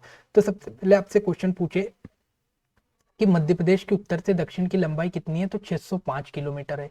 मध्य प्रदेश की पूर्व से पश्चिम की लंबाई 870 किलोमीटर है। मध्य प्रदेश का सबसे उत्तरी जिला मुरैना है। सबसे दक्षिणी जिला बुरहानपुर है। सबसे पूर्वी जिला सिंगरौली है। सबसे पश्चिमी जिला अलीराजपुर है, ठीक है। क्षेत्रफल में सबसे बड़ा जिला कौन सा है, तो मोस्ट इंपोर्टेंट याद रख लेना, छिंदवाड़ा क्षेत्रफल में सबसे बड़ा जिला है। उसके बाद जनसंख्या में सबसे बड़ा जिला कौन सा है, तो इंदौर है। जनसंख्या में सबसे छोटा जिला कौन सा है, तो निवाड़ी है, मोस्ट इंपोर्टेंट। जनसंख्या और क्षेत्रफल में सबसे छोटा जिला वर्तमान में निवाड़ी है। क्षेत्रफल में सबसे छोटा संभाग कौन सा है, शहडोल है। क्षेत्रफल में सबसे बड़ा संभाग कौन सा है, जबलपुर है। उसके बाद जनसंख्या में सबसे बड़ा संभाग इंदौर है। जनसंख्या में सबसे छोटा संभाग शहडोल है। उसके बाद मध्य प्रदेश से लगा क्षेत्रफल में सबसे बड़ा राज्य राजस्थान है, ये अपन ने चर्चा कर ली है, ठीक है। मध्य प्रदेश से लगा जनसंख्या में सबसे बड़ा राज्य कौन सा है, तो उत्तर प्रदेश है। ये सारी चीजें अपन ने मैप में कवर कर ली है, इसलिए एक बार फिर से रिवाइज करवा रहा हूँ। अब यहाँ से इंपोर्टेंट, न्यूनतम लिंग अनुपात वाला जिला मोस्ट इंपोर्टेंट। सबसे कम लिंग अनुपात वाला जिला कौन सा है, भिंड, मोस्ट इंपोर्टेंट याद रखना। सबसे ज्यादा लिंग अनुपात वाला जिला कौन सा है, तो याद रखना बालाघाट, मोस्ट इंपोर्टेंट है। सर्वाधिक लिंग अनुपात वाला जिला बालाघाट है, सबसे कम वाला भिंड है। उसके बाद सबसे साक्षर जिला कौन सा है, तो वो है आपका जबलपुर, सबसे ज्यादा साक्षर जिला जबलपुर। सबसे कम साक्षर जिला कौन सा है, तो वो है अलीराजपुर। सबसे ज्यादा घनत्व वाला जिला कौन सा है? भोपाल। मतलब घनत्व मतलब जनसंख्या घनत्व, कितने क्षेत्र में सबसे ज्यादा जनसंख्या रहती है, तो याद रखना सबसे ज्यादा जनसंख्या का घनत्व भोपाल में है। और सबसे साक्षर जिला, सबसे कम साक्षर जिला अलीराजपुर है। न्यूनतम जनसंख्या घनत्व वाला जिला डिंडोरी है। याद रखना सबसे ज्यादा भोपाल में जनसंख्या घनत्व है और सबसे कम डिंडोरी में। पृथ्वी का केंद्र बिंदु मंगलनाथ में है। अखंड भारत का केंद्र बिंदु बरसाली बैतूल में। पृथ्वी का केंद्र बिंदु मंगलनाथ और अखंड भारत का केंद्र बिंदु बरसाली बैतूल। विभक्त भारत का केंद्र बिंदु करौंदी कटनी और वर्तमान भारत का केंद्र बिंदु पूछे तो विदिशा। मोस्ट इंपोर्टेंट, वर्तमान में भारत का केंद्र बिंदु विदिशा में है और वर्तमान में मध्य प्रदेश का केंद्र बिंदु कहां पर है? तो ये सागर में। दोनों याद रखना। यहाँ पर पृथ्वी का केंद्र बिंदु मंगलनाथ में है, अखंड भारत का पूछे तो बरसाली बैतूल में है, उसके बाद वर्तमान में भारत के केंद्र बिंदु विदिशा में है, उसके बाद में मध्य प्रदेश का केंद्र बिंदु सागर में है। वहीं अगर पूछे कि मध्य प्रदेश के पूर्व से पश्चिम तक समय में कितना अंतर है, तो 34 मिनट का अंतर है। आप ऐसे याद रखें कि सूर्य को पश्चिम से पूर्व तक जाने में मध्य प्रदेश में 34 मिनट लगते हैं। ठीक है। सीधी से झाबुआ तक अंतर पूछे तो 30 मिनट है, क्योंकि पूर्व से पश्चिम, क्योंकि मध्य प्रदेश का सबसे पूर्वी जिला कौन सा है? तो सिंगरौली है। सबसे पश्चिमी जिला कौन सा है? तो वो आपका अलीराजपुर। तो वहां तो 34 मिनट है, लेकिन सीधी से झाबुआ तक पूछे तो 30 मिनट का अंतर है। अंतर्वर्ती जिले कितने हैं? तो 17 जिले। अंतर्वर्ती जिले मतलब इतने ऐसे जिले जिनकी सीमा किसी भी राज्य से नहीं लगती। पड़ोसी राज्य से लगने वाले जिले कितने हैं? 35 जिले ऐसे हैं जिनकी सीमा पड़ोसी राज्यों से लगती है। और पड़ोसी राज्यों से लगने वाले जिले, पड़ोसी राज्यों के मध्य प्रदेश से लगने वाले जिले कितने? याद रखना 41 जिले। तो मध्य प्रदेश से पड़ोसी राज्यों के जो जिले हैं वो लगते हैं 41 जिले, लेकिन मध्य प्रदेश के 35 जिले पड़ोसी राज्यों से लगते हैं और अंतर्वर्ती जिले 17 हैं जिनकी सीमा किसी से नहीं लगती। ठीक है। आई होप कि ये कहानी आपकी क्लियर हो गई होगी। अब मध्य प्रदेश के प्रथम व्यक्तित्व देखते हैं। मोस्ट इंपोर्टेंट क्वेश्चन यहाँ पर बनते हैं कि मध्य प्रदेश में कौन सा व्यक्ति प्रथम बना है। ठीक है। तो सबसे पहले अगर हम देखें मध्य प्रदेश के पहले मुख्यमंत्री कौन रहे, तो पंडित रविशंकर शुक्ल मध्य प्रदेश के प्रथम मुख्यमंत्री बने थे। ठीक है। वहीं मध्य प्रदेश के पहले राज्यपाल कौन बने थे, तो याद रखना पट्टाभी सीतारमैया मध्य प्रदेश के यहाँ पर पहले राज्यपाल बनाए गए थे। ठीक है। वहीं अगर पूछे मध्य प्रदेश के प्रथम न्यायाधीश किसे बनाया गया, तो यहाँ पर बनाया गया था मोहम्मद हिदायतुल्लाह। ठीक है। मोस्ट इंपोर्टेंट याद रखना। उसके बाद प्रथम विधानसभा अध्यक्ष कौन बने थे, तो वो बने थे आपके कुंजीलाल दुबे। उसके बाद में आपके बने थे प्रथम विधानसभा उपाध्यक्ष, तो विष्णु विनायक सरवटे। प्रथम विधानसभा अध्यक्ष कुंजीलाल दुबे और प्रथम विधानसभा उपाध्यक्ष विष्णु विनायक सरवटे। ठीक है। उसके बाद आता है प्रथम महिला राज्यपाल, तो वो बनी आपकी श्रीमती सरला ग्रेवाल। ठीक है। पहली महिला राज्यपाल सरला ग्रेवाल। उसके बाद प्रथम महिला मुख्यमंत्री, तो वो बनी थी आपकी उमा भारती। ठीक है। तो प्रथम महिला मुख्यमंत्री बनी आपकी उमा भारती। मुख्य सचिव कौन बने मध्य प्रदेश के पहले, तो वो बने आपके एच.एस. कामत। ठीक है। तो एच.एस. कामत यहाँ पर मध्य प्रदेश के पहले मुख्य सचिव बने। प्रथम विपक्ष नेता कौन बने, तो वो बने आपके कौन? विश्वनाथ तामस्कर। ठीक है। विपक्ष में प्रथम नेता कौन बने, तो विश्वनाथ तामस्कर। वहीं प्रथम महिला न्यायाधीश कौन बनी, तो वो बनी आपकी श्रीमती सरोजिनी सक्सेना। ठीक है। मोस्ट इंपोर्टेंट ये पूरी स्लाइड आपके लिए। पहले मुख्यमंत्री रविशंकर शुक्ल, प्रथम राज्यपाल पट्टाभी सीतारमैया, न्यायाधीश प्रथम मोहम्मद हिदायतुल्लाह, प्रथम विधानसभा अध्यक्ष कुंजीलाल दुबे, प्रथम विधानसभा उपाध्यक्ष विष्णु विनायक सरवटे, प्रथम महिला राज्यपाल सुश्री सरला ग्रेवाल, प्रथम महिला मुख्यमंत्री उमा भारती, प्रथम मुख्य सचिव एच.एस. कामत, प्रथम विपक्षी का नेता विश्वनाथ तामस्कर और प्रथम महिला न्यायाधीश श्रीमती सरोजिनी सक्सेना। ठीक है। उसके बाद प्रथम गैर कांग्रेसी मुख्यमंत्री कौन बने, तो मोस्ट इंपोर्टेंट याद रखना कैलाश जोशी पहले गैर कांग्रेसी मुख्यमंत्री बने थे मध्य प्रदेश में। ठीक है। अब आते प्रथम पुलिस महानिरीक्षक, तो याद रखना प्रथम पुलिस महानिरीक्षक बने थे बीजी घाटे। ठीक है। बीजी घाटे। पहले पुलिस महानिदेशक कौन बने, तो वो बने आपके बीपी दुबे। ठीक है। तो महानिरीक्षक बीजी घाटे और महानिदेशक बने बीपी दुबे। पहली महिला मुख्य सचिव निर्मला बुच कौन बनी थी, निर्मला बुच।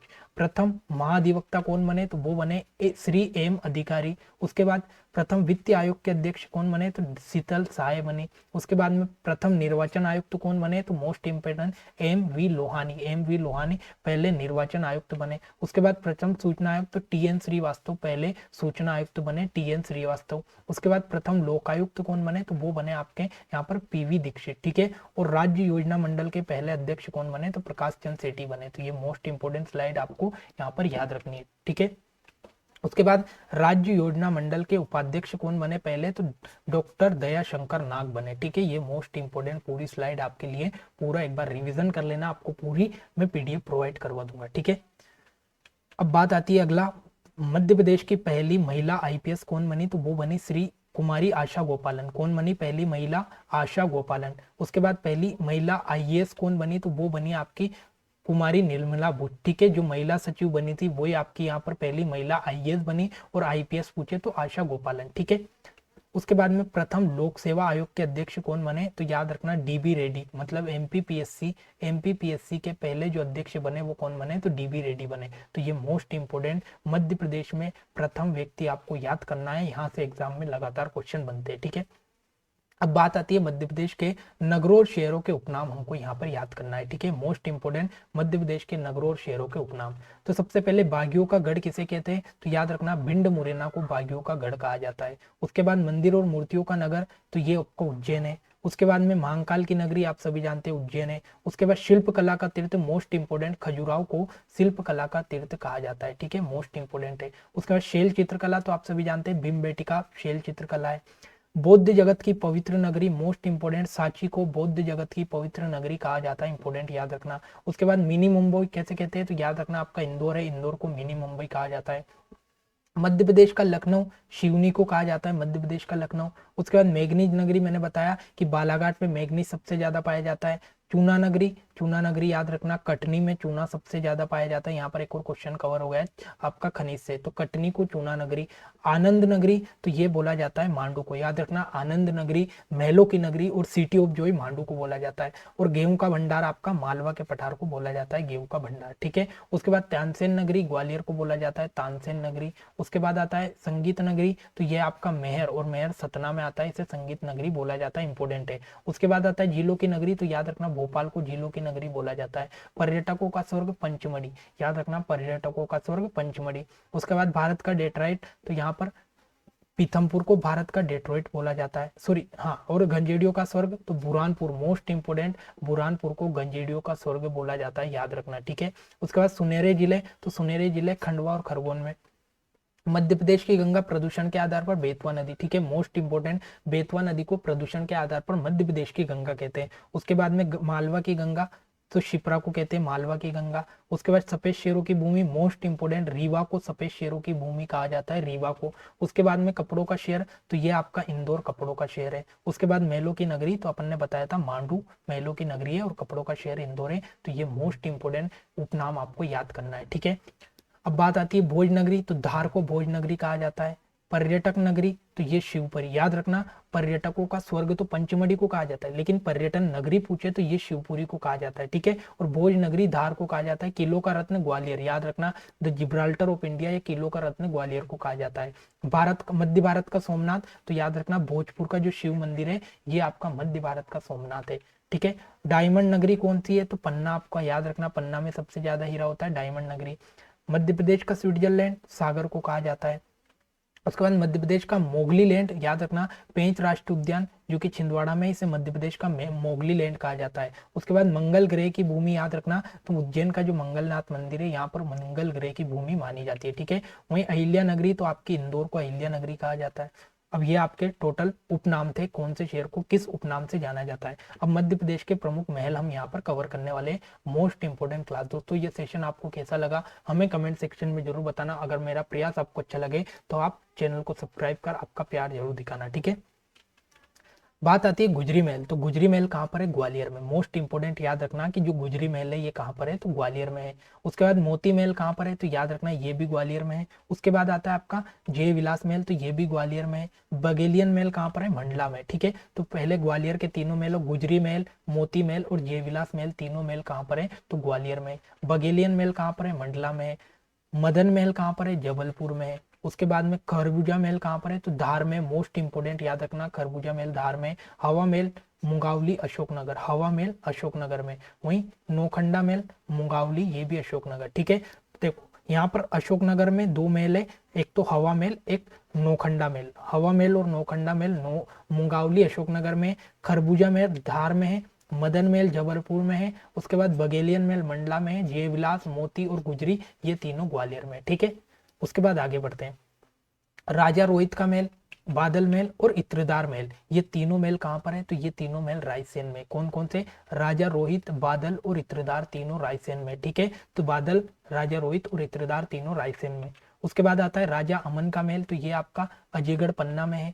उसके बाद जहांगीर महल, तो ये आपका ओरछा में है जहांगीर महल। उसके बाद में आता है आपका अशरफी महल, अशरफी महल कहाँ पर है, मांडू में है। उसके बाद में दाई महल, तो ये भी मांडू में है। उसके बाद में आता है आपका रानी रूपमती, ये भी मांडू में है। और उसके बाद में आता है राजा राम मंदिर, तो ये ओरछा में है, ठीक है। तो राजा राम मंदिर तो आपको याद हो जाएगा ओरछा में, ठीक है। लेकिन यहाँ पर आपको याद करना है अशरपी, दाई और रूपमती महल। कौन सा, अशरपी, दाई और रूपमती महल तीनों मांडू में है। अशरपी, दाई, रूपमती मांडू में है। जहांगीर महल ओरछा में है। राजा अमन का महल अजयगढ़ में है। इत्रदार, बादल और रोहित महल रायसेन में, ठीक है। ये आपका, अब बात आती है मध्य प्रदेश के शासकीय कार्यालय, ठीक है। मोस्ट इंपोर्टेंट क्वेश्चन बन सकता है। तो सबसे पहले अगर हम देखें तो मिंटो महल, तो जो राज्य का पुराना विधानसभा भवन था इसे बोला जाता था मिंटो महल, ठीक है। तो आपसे पूछे कि मध्य प्रदेश का पुराना जो विधानसभा भवन था उसे क्या बोला जाता था, तो मिंटो भवन बोला जाता था। उसके बाद इंदिरा गांधी भवन किसे बोला जाता था, तो राज्य का जो नवीनतम विधानसभा भवन है इसे इंदिरा गांधी भवन बोला जाता है। मोस्ट इंपोर्टेंट, जो पुराना विधानसभा भवन है वो तो है आपका मिंटो हॉल, और नया विधानसभा भवन इंदिरा गांधी हॉल।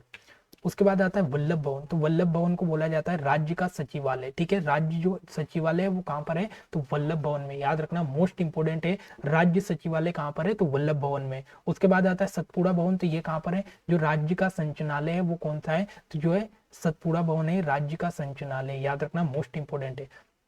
उसके बाद मध्य प्रदेश का विद्युत नियामक आयोग कहाँ पर है, तो ये आपका ऊर्जा भवन, ठीक है। तो ऊर्जा भवन मध्य प्रदेश का विद्युत नियामक आयोग है। उसके बाद पर्यावरण भवन कहाँ पर है, तो राज्य मानव अधिकार आयोग जो है ये पर्यावरण भवन में, ठीक है। तो याद रखना, राज्य मानव अधिकार आयोग कहाँ पर है, तो ये पर्यावरण भवन में, ठीक है। उसके बाद आता है आपका मध्य प्रदेश पाठ्य पुस्तक निगम, तो ये पुस्तक भवन में। उसके बाद आता है निर्वाचन भवन, तो ये राज्य निर्वाचन भवन में आपका निर्वाचन भवन। और श्यामला हिल्स में मुख्यमंत्री जी का निवास श्यामला हिल्स में, ठीक है। उसके बाद एक और आता है शक्ति भवन, तो राज्य का जो विद्युत मंडल है ये कहाँ पर है, शक्ति भवन में, ठीक है। तो दोस्तों सबसे पहले तो जितने भी आपको यहाँ पर दिखाई दे रहे हैं ये सारे आपके जो आपके भवन दिखाई दे रहे हैं ये कहाँ पर है, भोपाल में। ये चीज आपको याद रखनी, सारे के सारे भोपाल में, पहली चीज तो। दूसरी चीज आपको याद रखना है कि जो राज्य का पुराना विधानसभा भवन है मिंटोल, राज्य का नवीनतम विधानसभा भवन है उसे राज्य का जो नवीनतम विधानसभा भवन है इंदिरा गांधी भवन। राज्य का सचिवालय कहाँ लगता है, वल्लभ भवन में। राज्य का संचालय कहाँ लगता है, सतपुड़ा भवन में। राज्य विद्युत मंडल शक्ति भवन में। मध्य प्रदेश विद्युत नियामक आयोग ऊर्जा भवन में। राज्य मानव अधिकार आयोग पर्यावरण भवन में।